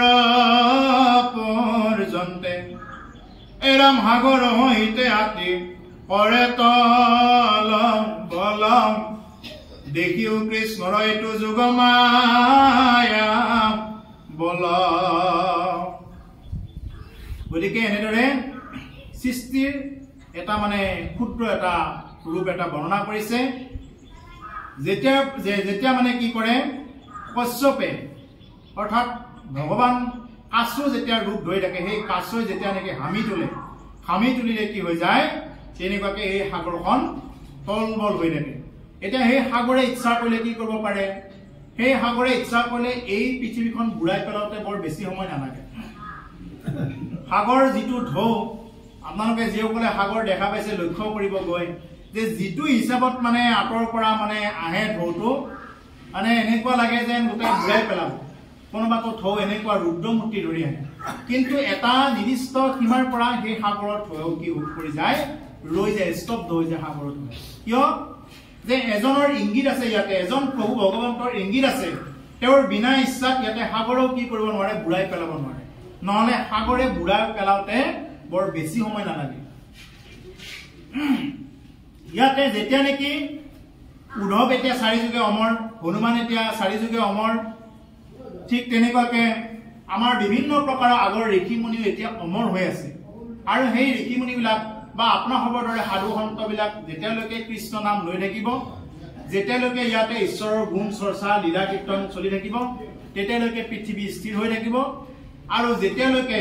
ইয়াতে এজনো সাধু সন্ত নোহোৱা হৈ যাব তেতিয়া নেকি উপাসনা স্থলীবিলাকত যেতিয়া উপাসনা নোহোৱা হৈ যাব কেৱল দ্বন্দ্ব হাই কাজিয়া এইবিলাক চলি থাকিব তেতিয়াই দেখা পাব যে পৃথিৱীৰ এটা এটা অধোগতি মানে লক্ষণীয় হ'বগৈ গতিকে যে আপোনাৰ খবৰ দৰে সন্তসকল থকাৰ কাৰণে গছে কি কৰি থাকে গছে ফল দিয়ে গছে ফুল ফল দিয়ে গছে ফল নিজে নাখায় গছে ফলটো দিয়ে ফলটো নিজে খায় নেকি নাখায় গছে ফলটো কাক খুৱাইছে মানুহক খুৱাইছে যাতে মানুহে খাই কি কৰিব পাৰে যে মানুহে খালে পুষ্টি লাভ কৰিব আৰু সেই মানুহে যদি এবাৰ কৃষ্ণ বুলি নাম লয় সেই গছেও সেইটো ফল লাভ কৰিব পাৰে গৰুৱে গাখীৰ দিয়ে গৰুৱে নিজে গাখীৰ নাখায় কাক খুৱায় মানুহক খুৱায় কিন্তু মানুহে সেই গাখীৰ খায় আৰু গৰুটোক পাহৰি যায় কুকুৰা চৰাইকেইটাই ৰাতি আন্ধাৰতে কি কৰি থাকে চৰাই চিৰিকটিও কি কৰি থাকে ৰাও দি থাকে পোহৰে পোহৰে ডাকে কিন্তু কি কৰে মানুহে এইটো বুজি নাপায় কি কৰে পশু পক্ষীৰ কথাখিনি গুৰুত্ব নিদিয়ে তাকে কৈছে পশু পক্ষী তাৰা হবে প্ৰহৰে প্ৰহৰে জাগে ও নৰহয়া কেনে তই ও নৰহয়া কেনে তই বিতাইলি জীৱন কৃষ্ণ বল মন তই হৰি বল মন চাহটো নিদিয়াই ভাল আছিলে মানে ঠাণ্ডা এইটো দিয়ক লাহে লাহে দিয়ক চাহটো নানিব দেই বাধা কৰি দিব কাৰণ মহাৰাজ পৰীক্ষিতে 7 দিন 7 ৰাতি ভাগৱত কথা শুনিছে এক টুপি পানী নাখায় আমি 1 ঘণ্টা 2 ঘণ্টা আছো আমি যদি চাহ খাও পানী খাও কৰি থাকো তেতিয়াহ'লে কি হ'ব গতিকে আমি কি ধাৰণা কৰিম আৰু গতিকে সেইকাৰণে ভাগৱত পাঠৰ মাজত চাহ দিয়াটো বন্ধই কৰোঁ তথাপি এইখিনি বাৰু ল'ব পাৰে গৰমৰ দিন বুলি চাহটো আনিব এতিয়া প্ৰভুসকল পশু পক্ষী তাৰা হবে প্ৰহৰে প্ৰহৰে দেখে আমাৰ ৰাতি 4টা পহৰ পাওঁ দিনত 4টা পহৰ 8টা পহৰ অস্ত পহৰ গতিকে এই ৰাতিৰ 4টা পহৰত পশু পক্ষীবিলাকে ডাক দি থাকে কিয় ডাক দিয়ে জানে যাতে মানুহে হাৰি পাওক যিসকল সাধক আছে তেওঁলোকে ৰাতি 2 বজাৰ পৰাই জাগে 2 বজাৰ পৰা জাগি কি কৰে ঈশ্বৰৰ নাম সাধনা কৰে আৰু আমাৰ এক্সামিতে নিশাচৰ প্ৰাণী ওলাইছে খানাৰ নামত পাৰ্টি নামত ৰাতি 2টা বজাত খায় 12টা বজাত 1টা বজাত উঠে খোৱাৰ পৰা এই হল নিশাচৰ একজাত ওলাইছে এতিয়া বৰ্তমান খানা পাৰ্টি কেৱল ৰ'দ দিলেও পাৰ্টি বৰষুণ দিলেও পাৰ্টি কিবা এটা সুখত পৰিলেও পাৰ্টি দুখত পৰিলেও পাৰ্টি ঘৰ এটা বান্ধিলেও পাৰ্টি গাড়ীখন ল'লেও পাৰ্টি কাৰোবাৰ প্ৰেমত পৰিলেও পাৰ্টি প্ৰেমৰ পৰা ঠকা খালেও পাৰ্টি মানে পাৰ্টিৰ উপৰি পাৰ্টি এতিয়া মানুহৰ কেৱল পাৰ্টি মানেতো জানেই আৰু মই এখন আখনৰ পৰা এইবিলাক ক'ব নাজানো আৰু কেৱল পাৰ্টি কেৱল খোৱা লোৱা খাওঁ পিওঁ মস্তি কৰোঁ এই বুলি বলে বোকা ডেন্স এটা চলিলে আমাৰ অসমত বিশেষকৈ এতিয়া এটা নতুন মানে প্ৰচলন কেৱল বোকাত বাগৰি বাগৰি নাচি থকা এটা গতিকে তেনেকুৱা মানুহৰ জীৱনৰ উদ্দেশ্যটো তেনেকুৱা নহয় পাৰ্টি খাই থকাটোৱে মানুহৰ জীৱনৰ উদ্দেশ্য নহয় আৰে আমি যি নেকি আমি ইয়াতে সুখ বুলি লৈ আছো গাহৰিজনীৰ লগত এই সুখকে লৈ আছে মানুহে যিবিলাকক পাৰ্টি বুলি লৈ আছে মানুহে যি নেকি খাই আছে গাহৰিটোও তাকে খাই আছে চৰাই চিৰিকটিও তাকে খাই আছে তাকে নাম প্ৰভাৱ কি বুলি কৈছে এই বিষয় সম্বন্ধ সুখ সমস্ত জনিতে পাই ও হৰি সেৱা একথা নাই হৰিৰ সেৱাৰ যোগ্য কেৱল মনুষ্য তনু জানি পুৰা হৰি গুণ গায়ে যে বিষয় সম্বন্ধীয় সুখ বিলাক সমস্ত জুনিতে পায় সমস্ত জুনি মানে কি সমস্ত ইয়াতে যিমান বিলাক পশু পক্ষী আমি যিমান বিলাক দেখা পাইছো প্ৰত্যেকে সেই সুখটোকে লৈ আছে আমি মানুহে ঘৰ বনাইছো নেকি চাবচোন বাৰু এটা এই যে আগতে আছিলে এতিয়া অলপমান কমি গৈছে চৰাইটো এই যে তামোলৰ হেৰি যে তামোলৰ চুচনি তেনেকুৱাকে ধুনীয়াকে এখন বাহ বান্ধিছিলে দীঘল দীঘল আজিকালি মানে চোকা চৰাই নিচিনা চোকা গতিকে এতিয়া সেই বাহটো মানে প্ৰায় নেদেখা হৈ পৰিল কিয় তাৰমানে আজিকালি কি হৈছে যে এই টাৱাৰ কিবা কিবি এনেকুৱা মানে কল কাৰখানাবিলাকৰ কাৰণে সিহঁতৰ সেইটো উৎপাদনটো ক্ৰমান্বয়ে কমি আহিলে যে ইমান সুন্দৰকৈ যে বাহখন সাজিছে মানুহে তেনেকুৱাকে বনাব পাৰিবনে নিজাকে কি ধুনীয়াকে খটলি বনাই কি ধুনীয়াকে কৰে খট বনাই গৈ থাকে গতিকে মানুহে অকল খটখটি ঘৰ নবনায় চৰাই চিৰিকটিও বনায় সেইকাৰণে বিষয় সম্বন্ধীয় সমস্ত জুনিতে পায় হৰি সেৱা একো ঠানা নাই হৰি সেৱা বেলেগ কোনো স্থানতে নাই হৰিৰ সেৱাৰ যোগ্য কেৱল মনুষ্য তনু হৰি সেৱা কৰিব পাৰে কেৱল মানুহৰ তনু লৈ তনু মানে শৰীৰ মানুহৰ দেহাৰেহে হৰি সেৱা কৰিব পাৰে আৰু অন্য জীৱন নাই হৰিৰ সেৱাৰ যোগ্য কেৱল মনুষ্য তনু জানি পুৰা হৰি গুণ গায় হেন জানি কি কৰা কেৱল হৰি গুণ গাই ফুৰা হৰি গুণ গাবৰ কাৰণে তুমি ইমান পণ্ডিত হ'বৰ কাৰণে দৰকাৰ নাই হৰি গুণ গাবৰ কাৰণে যে মোৰ শ্লোক মুখাস্ত হ'ব লাগিব তেনেকুৱা নহয় হৰি গুণ গাবৰ কাৰণে মই ধুতি চোলা পিন্ধিলে যে হৰি গুণ গাব পাৰিম তেনেকুৱা কথা নহয় হৰি গুণ গাবৰ কাৰণে বেলেগ কিবা যে বেগ বুঢ়া কৰিব লাগিব তেনেকুৱা কথা নহয় হৰি গুণ প্ৰত্যেকটো সময়ত আপুনি য'তে আছে ত'তেই থাকি কি কৰক কৃষ্ণ ৰাম এই ভাৱত যাতে থাকক মুখেৰে উচ্চাৰণ কৰিব অসুবিধা নহলেও যাতে ভাৱটো যাতে কেৱল ৰামময় কৃষ্ণময় হৈ থাকে শাস্ত্ৰ এইটোহে কৈছে যদি আপুনি ধুতি চোলাযোৰ পিন্ধি ফুৰিছে যদি মুখত ৰাম নাম অহা নাই কৃষ্ণ নাম অহা নাই তাতে কি হ'ব কি ভকতডাল হ'ল আৰু যদি পেণ্ট পিন্ধি ফুৰিছে তেওঁ যদি কেৱল কৃষ্ণ ভাৱত আছে সেইকাৰণে প্ৰভুসকল আমি কোনেও কাকো ক'ব নোৱাৰো যে এওঁ ভকত হয় কোনোবা ভকত নহয় এই বুলি আমি কিন্তু কাকো ক'ব নোৱাৰো সেইকাৰণে গতিকে সেইকাৰণে প্ৰভুসকল যে আমি যি নেকি সুখ লাভ কৰি আছো গতিকে চৰাই চিৰিকটিও এই সুখটোকে লাভ কৰি আছে আহাৰ নিদ্ৰা ভয় মৈথুন জীৱ মাত্ৰে এই চাৰিটা বস্তু প্ৰত্যেকৰে আছে আহাৰ প্ৰত্যেকে খায় ভয় চবৰে আছে চৰাইৰো ভয় থাকে মানুহৰো ভয় থাকে বোলে এইটো খাই দিলে কিবা হ'বই নেকি এতিয়া ঠাণ্ডাখিনি খাই দিম কিবা হয়ে নেকি ঠাণ্ডাটো দেখোন বহুত বেয়াকে বনায় গতিকে কিবা হয়ে নেকি এইবুলি মানে প্ৰত্যেকটো বস্তুত মানে আমাৰ ভয়টো থাকে আহাৰ নিদ্ৰা টোপনিটো চবৰে আছে টোপনি কোনে নাযায় আমি মানুহে যেনেকৈ টোপনি যাওঁ বাকী জীৱ জন্তুও টোপনি যায় আৰু মৈথুন যে বাকী জীৱ জন্তুবিলাকো পোৱালি জন্ম দিয়ে মানুহৰো একে আছে গতিকে সেইকাৰণে এইকেইটা ক্ষেত্ৰত কি হৈ আছে প্ৰত্যেকটো আমি একে কিন্তু খাই থাকোঁ পশু পক্ষী যিমানবিলাক আছে সেই পশু পক্ষীবিলাকে মানুহৰ নিচিনাকে তেওঁলোকে ঈশ্বৰ সেৱা কৰিবৰ কাৰণে নোৱাৰে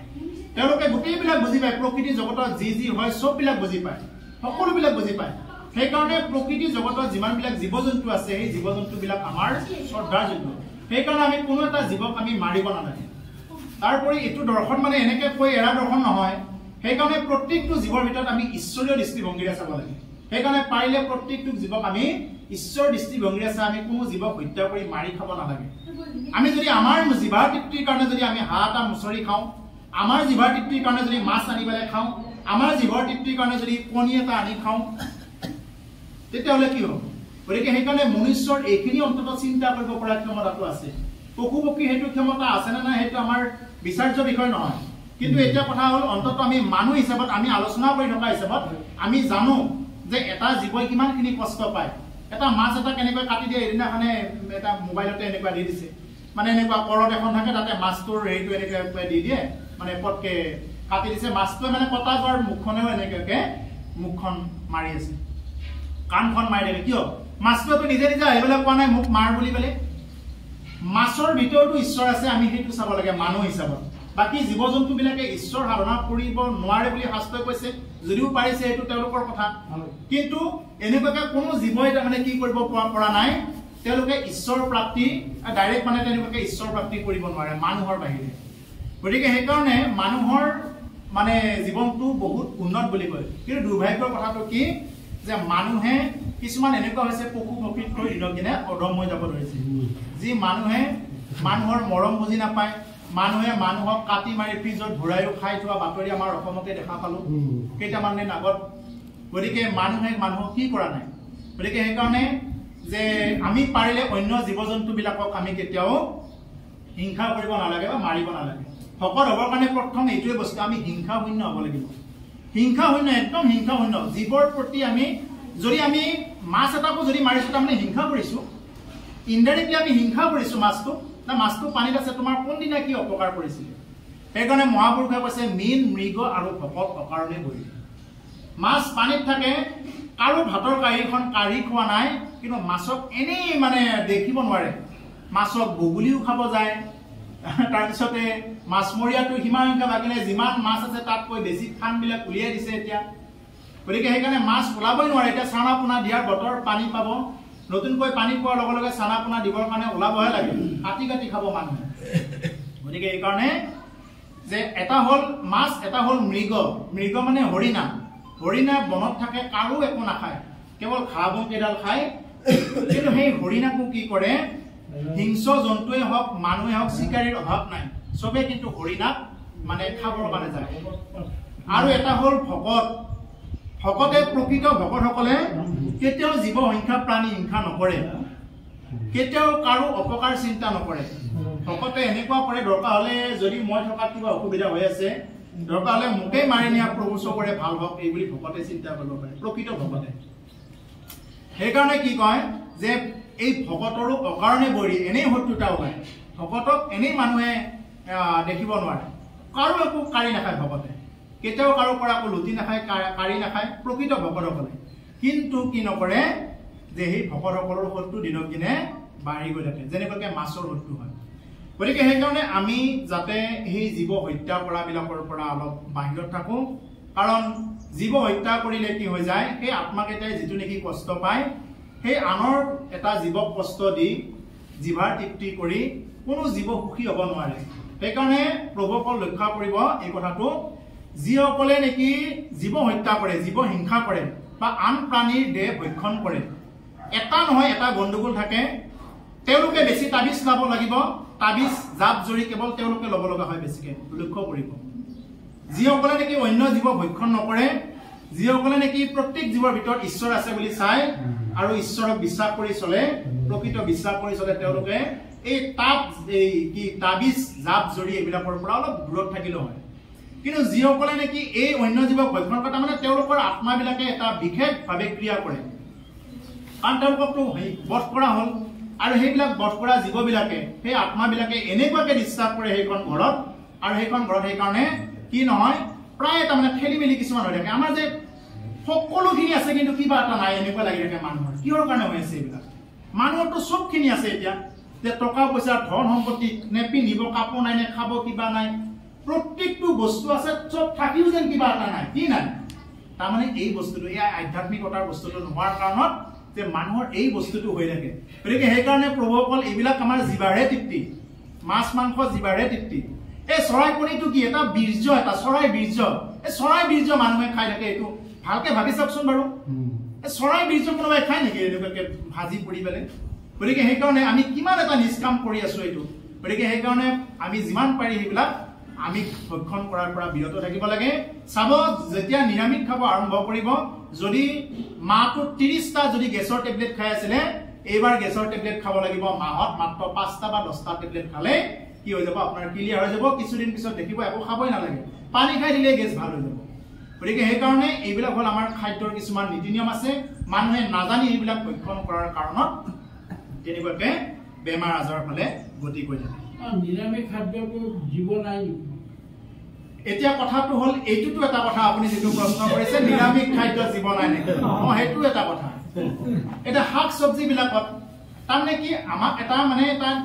মানে এটা বস্তু এটা দি থৈ গৈছে যে শাক চব্জি বিলাক তাতে খাই দেখুৱাইছে আগতে শাক চব্জি বিলাকৰ কি নাই তেওঁলোকৰ সংবেদনশীলতা নাই যেনেকুৱাকে চৰাইটোক লাই দিয়াৰ লগে লগে চৰাইটো ইঠাইৰ পৰা সিঠাইলৈ উৰাই যাব পাৰে চৰাইটোক লাই দিয়াৰ লগে লগে সিহঁতৰ মানে যিটো নেকি স্নায়বিক শক্তি স্নায়ুৰ নাৰ্ভৰ যিটো মানে শক্তিটো সিহঁতৰ আছে মানুহৰ যেনেকুৱা আছে কিন্তু এই গছডাল বা এই মূলা কেইটাৰ আলু কেইটাৰ সেইটো মানে নাই আলুটো হয় আলুটো ৰুলে আকৌ গাছ হ'ব কিন্তু আলুটোৰ কিন্তু সেইটো সংবেদনশীলতা নাই সেই হেতুকে আলুটো খোৱা যায় বা গাজৰ মটৰ সয়াবিন এইবিলাক খোৱা যায় এইবিলাকৰ কিন্তু এটা হেৰি আছে খাব পাৰে কাৰণ জীয়াই থকাৰ কাৰণে কি কৈছে জীয়াই থাকিব লাগিব জীয়াই থকাৰ কাৰণে এইটো খাব লাগিব সেই কাৰণে যে এইখিনি খোৱাৰ কাৰণে শাক পাচলি খাওঁতেও যিটো দাই লাগে সেইকাৰণে আমাৰ পঞ্চগুণা পাপ লাগে 5টা পাপ লাগে গীতাত কৈছে এই 5টা পাপৰ পৰা পৰিত্ৰাণ পাব লাগিলে সেইকাৰণে পঞ্চগুণা যজ্ঞ কৰিব লাগে এতিয়া পঞ্চগুণা যজ্ঞটো কি বস্তু আকৌ সেই তাতে কথা হেৰি কৰিব গতিকে সেইকাৰণে যে কথাটো হ'ল কি আমি সেইবিলাকৰ কাৰণতে এনেকুৱা মাংগলিক অনুষ্ঠানবিলাক গৃহত আয়োজন কৰা হয় আমি সেইখিনি কৰোঁতে যি নেকি পাপ হ'ব পাৰে তাৰ কাৰণে কৃষ্ণ নাম ৰাম নাম লৈ থাকিব লাগে ৰাম নাম কৃষ্ণ নাম যেতিয়া আমি মুখেৰে লৈ থাকিম তেতিয়া সেইবিলাক পাপৰ ঊৰ্ধত থাকিব পৰা যাব সেইবিলাক পাপে পটকে ঢুকি নাপাব এইবিলাক পাপ সৰু সৰু পাপ এইবিলাক ব্ৰহ্ম হত্যাৰ দৰে পাপ নহয় ব্ৰহ্ম হত্যা স্ত্ৰী হত্যা গো হত্যা এইবিলাকৰ দৰে পাপ নহয় গতিকে সেইকাৰণে সেইবিলাক পাপ যদিও মানে কিবা এটা ঈশ্বৰৰ সৃষ্টি গতিকে তথাপি সেইবিলাক ইমান পাপত নপৰে কৃষ্ণ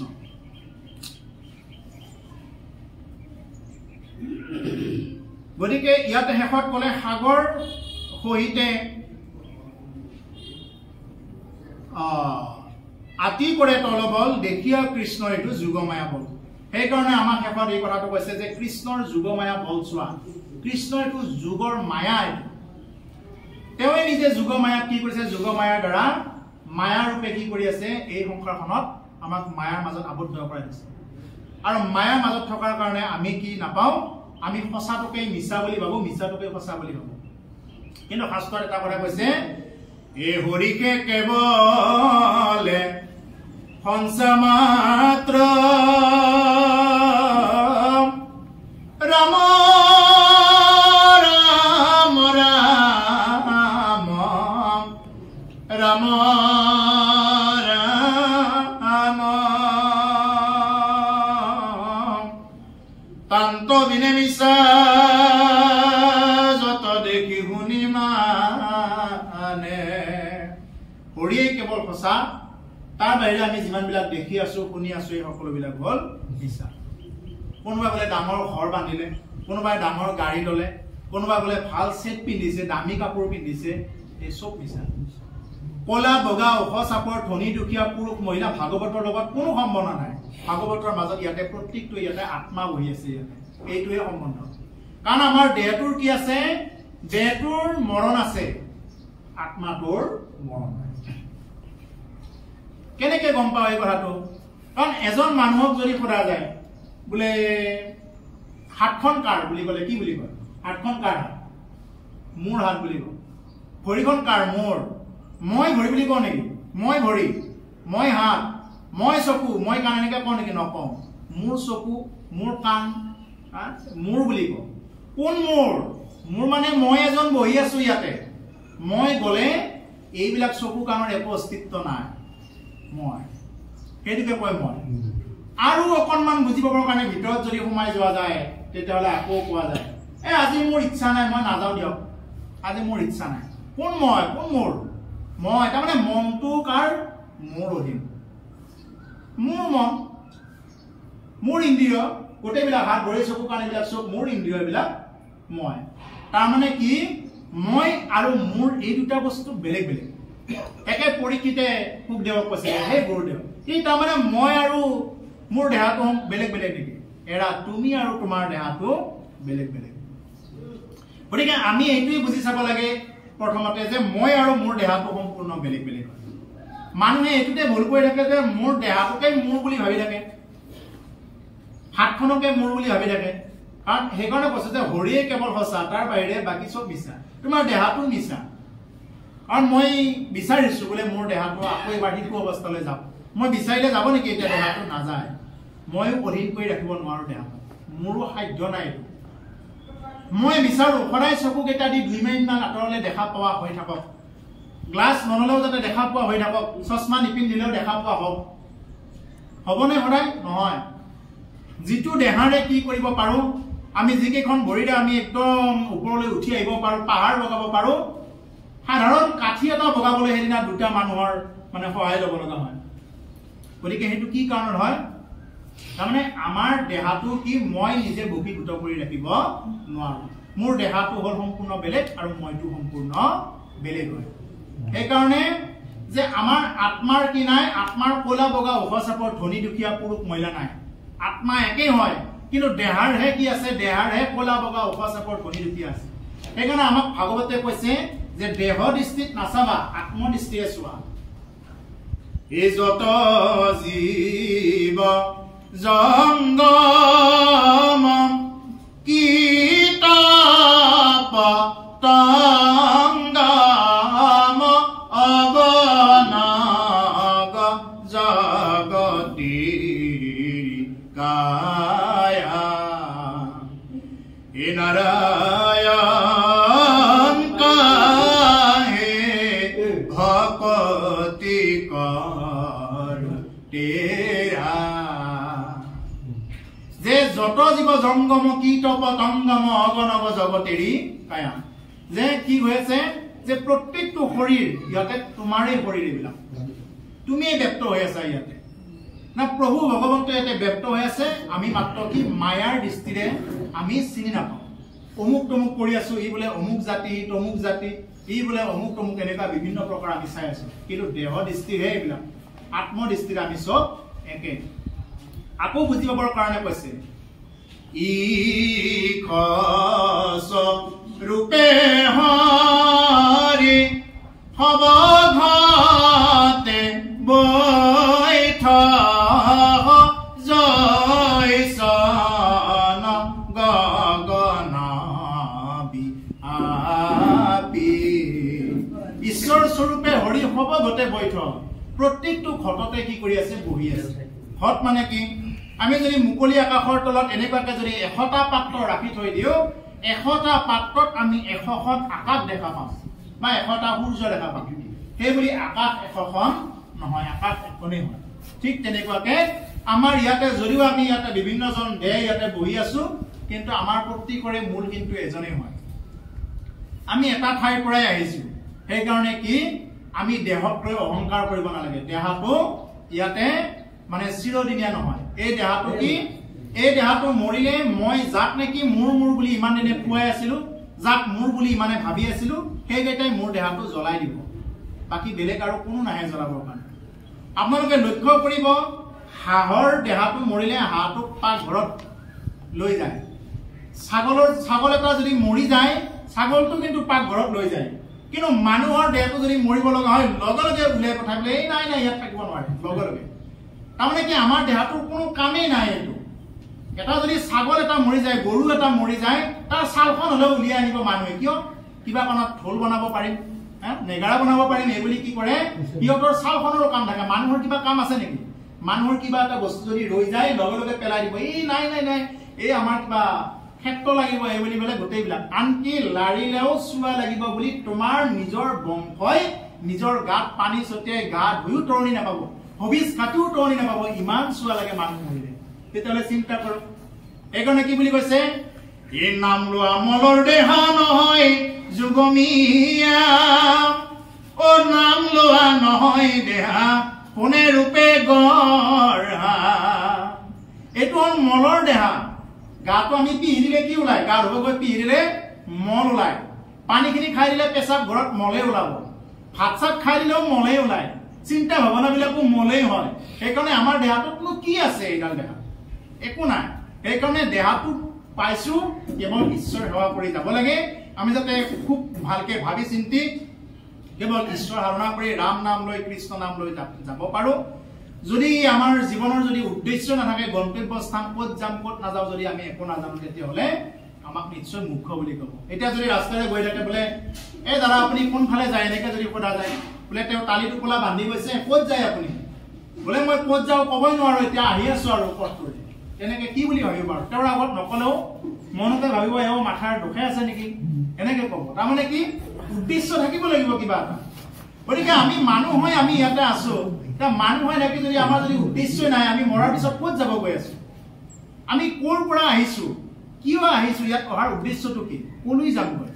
আমি এই উদ্দেশ্যখিনি আচলতে জানি ল'ব লাগে মই ক'ৰ পৰা আহিছো মই বৈকুণ্ঠপতি কৃষ্ণৰ অংশ হয় এইটো প্ৰত্যেকে জানি লওক যে আমি প্ৰত্যেকে ঈশ্বৰৰ অংশ হয়, মাত্ৰ জাগ্ৰত কৰিব লাগে। জাগ্ৰত কৰিবৰ কাৰণে এইটো এনেদৰে ভাগৱত অনুষ্ঠান আয়োজন কৰিব লাগে, এজন গুৰুৰ মাধ্যমেৰে শিকি ল'ব লাগে, সেইকাৰণে শিকিব লাগে, সেইকাৰণে ভাগৱত অনুষ্ঠান শ্ৰৱণ কীৰ্তন কৰিব লাগে। আমি বৈকুণ্ঠৱতী কৃষ্ণৰ অংশ, আমি প্ৰত্যেকে আনন্দ ব্ৰহ্মৰ অংশ, সেইকাৰণে আমি আনন্দ ল'বৰ কাৰণে চাই থাকো, ক'ত পাই আনন্দ, ক'ত পাই সুখ, এইটো ল'বৰ কাৰণে চাই থাকো। তাৰপিছতে হ'ল মই ইয়াত কিয় আহিছো, যাতে মই কি ক'ব পাৰো, সাধু সংগত থাকি যাতে ৰাম নাম যাতে আমি ল'ব পাৰো অৰ্জন। কোনে কিমান পাৰে বটলক ৰাম নাম, কিমান পাৰে ৰাম নাম অৰ্জন কৰক, পাহাৰ বান্ধক। বাকী ধন কিন্তু লগত নাযায়, মই তেতিয়াও কৈছো এতিয়াও কলো, বাকী ধন লগত নাযাব, কিন্তু ৰাম নাম কিন্তু লগত যাব। ৰা বুলি উচ্চাৰণ কৰাৰ লগে লগে যিমান পাপ আছে বাহিৰ হৈ যায়, ম বুলি কোৱাৰ লগে লগে উট দুটা ককত খাই যায়, তাৰমানে ম বুলি কোৱাৰ লগে লগে কি হৈ যায়, পুণ্যবিলাক ধ্বংস হৈ যায়। সেইকাৰণে যিমান পাৰে ৰাম ৰাম ৰাম, যিমানে ৰাম নাম বোলা যায় সিমানে মংগল। যেনেকুৱাকে মোবাইলৰ মেছেজ বিলাক কি কৰা দিয়া যায়, ডিলেট অল বুলি মাৰি দিয়াৰ লগে লগে গোটেইকেইটা ডিলেট হৈ যায়। কিন্তু আমাৰ যিটো নেকি আমাৰ পাপ বিলাক কিন্তু অল ডিলেট নহয়, একবাৰ ৰাম নাম নললে আৰু হ'ল আৰু গোটেই ডিলেট হ'ল, এনেকুৱা নহয়। আমি ৰাম নাম এই জনমৰ নহয়, অনন্ত কোটি জনমৰ যিমান বিলাক পাপ আছে, আমি বাঘ হৈ যিমান বিলাক পাপ কৰিলো, সিংহ হৈ যিমান বিলাক পাপ কৰিলো, আৰু বা কি কি হৈ পাপ কৰিলো, সেই যিমান বিলাক আমাৰ থাকে, সেইবিলাক দৃষ্টবিলাক মাৰাৰ কাৰণে সুবিধা মানুহৰ জনমতে, সেইবিলাক নোহোৱা কৰিবৰ কাৰণে সুবিধা হ'ল মানুহৰ জনমত। সেইকাৰণে মানুহৰ জনমত যিমান পাৰে ৰাম নাম লৈ লৈ লৈ লৈ সেইবিলাক কাটি দিব লাগে, আমি যাতে সেইকাৰণে শৰণ লৈ আমি যাতে কি কৰিব পাৰো, সেইবিলাক আমি কৰ্ম বন্ধনৰ পৰা মুক্ত হ'ব পাৰো। কৰ্ম বন্ধনত থাকিব নালাগে। মানুহে প্ৰাৰব্ধ কৰ্ম ভোগ কৰি নাথাকে, অন্য জীৱই প্ৰাৰব্ধ কৰ্ম ভোগ কৰি থাকে, কিন্তু মানুহে প্ৰাৰব্ধ কৰ্ম ভোগ কৰাৰ ঊৰ্ধত যাব পাৰে। সেইকাৰণে শৰণ লৈ ভজন ললে কি হৈ যায়, মানে বিধিৰ কিংকৰ হ'ব নালাগে, বিধিৰ কিংকৰ হ'ব নালাগে। কাৰ হ'ব পাৰে, ব্ৰহ্মৰ কিংকৰ হ'ব পাৰে। তেতিয়া ব্ৰহ্মই মানে এইটো কি কৰিব, ব্ৰহ্মই চলাব বিধি, বিধিৰ কিংকৰ, বিধি মানে ব্ৰহ্মা, এই ব্ৰহ্মাই যি লিখিছে সেই হিচাপত ভোগ কৰিব লগা নহ'ব। এতিয়া যিয়ে নেকি শৰণ ভজন লোৱা নাই, তেওঁ ব্ৰহ্মাৰ মতে ভোগ কৰি থাকিব লগা হয়। ব্ৰহ্মাই যি লিখিছে এই কপালত যি আনিছে সেনেকে ভোগ কৰিব। কিন্তু যিসকল সাধন মাৰ্গত বহুত উচ্চলৈ গতি কৰিব পাৰে, তেওঁ আকৌ মানে ব্ৰহ্মৰ কিংকৰ হ'ব পাৰে, ব্ৰহ্মই তেওঁক চলাব, পৰম ব্ৰহ্মই। গতিকে সেইকাৰণে বিধিৰ কিংকৰ নহয়, যাতে আমি ব্ৰহ্মৰ যাতে কিংকৰ হ'ব পাৰো। গতিকে ব্ৰহ্মৰ বিধি ব্যৱস্থা যাতে আহিব পাৰো, তাৰ কাৰণে আমি ৰাম নাম কৃষ্ণ নাম ল'ব লাগে। ৰাম নাম কৃষ্ণ নাম লোৱাই হ'ল এই ভাগৱতৰ মূল কথাখিনি এইখিনি। নাম নললে যিমান শাস্ত্ৰ পঢ়িলেও, যিমান বেদ বেদাংগ উচ্চাৰণ কৰিলেও নাম নললে একো নহয়। সেইকাৰণে আমি যাতে কেৱল ৰাম নামত মতলীয়া হৈ থাকিব পাৰো। কৃষ্ণ ইমানতে আমাৰ এটা আছে সমাপ্ত হৈছে। কৃষ্ণ।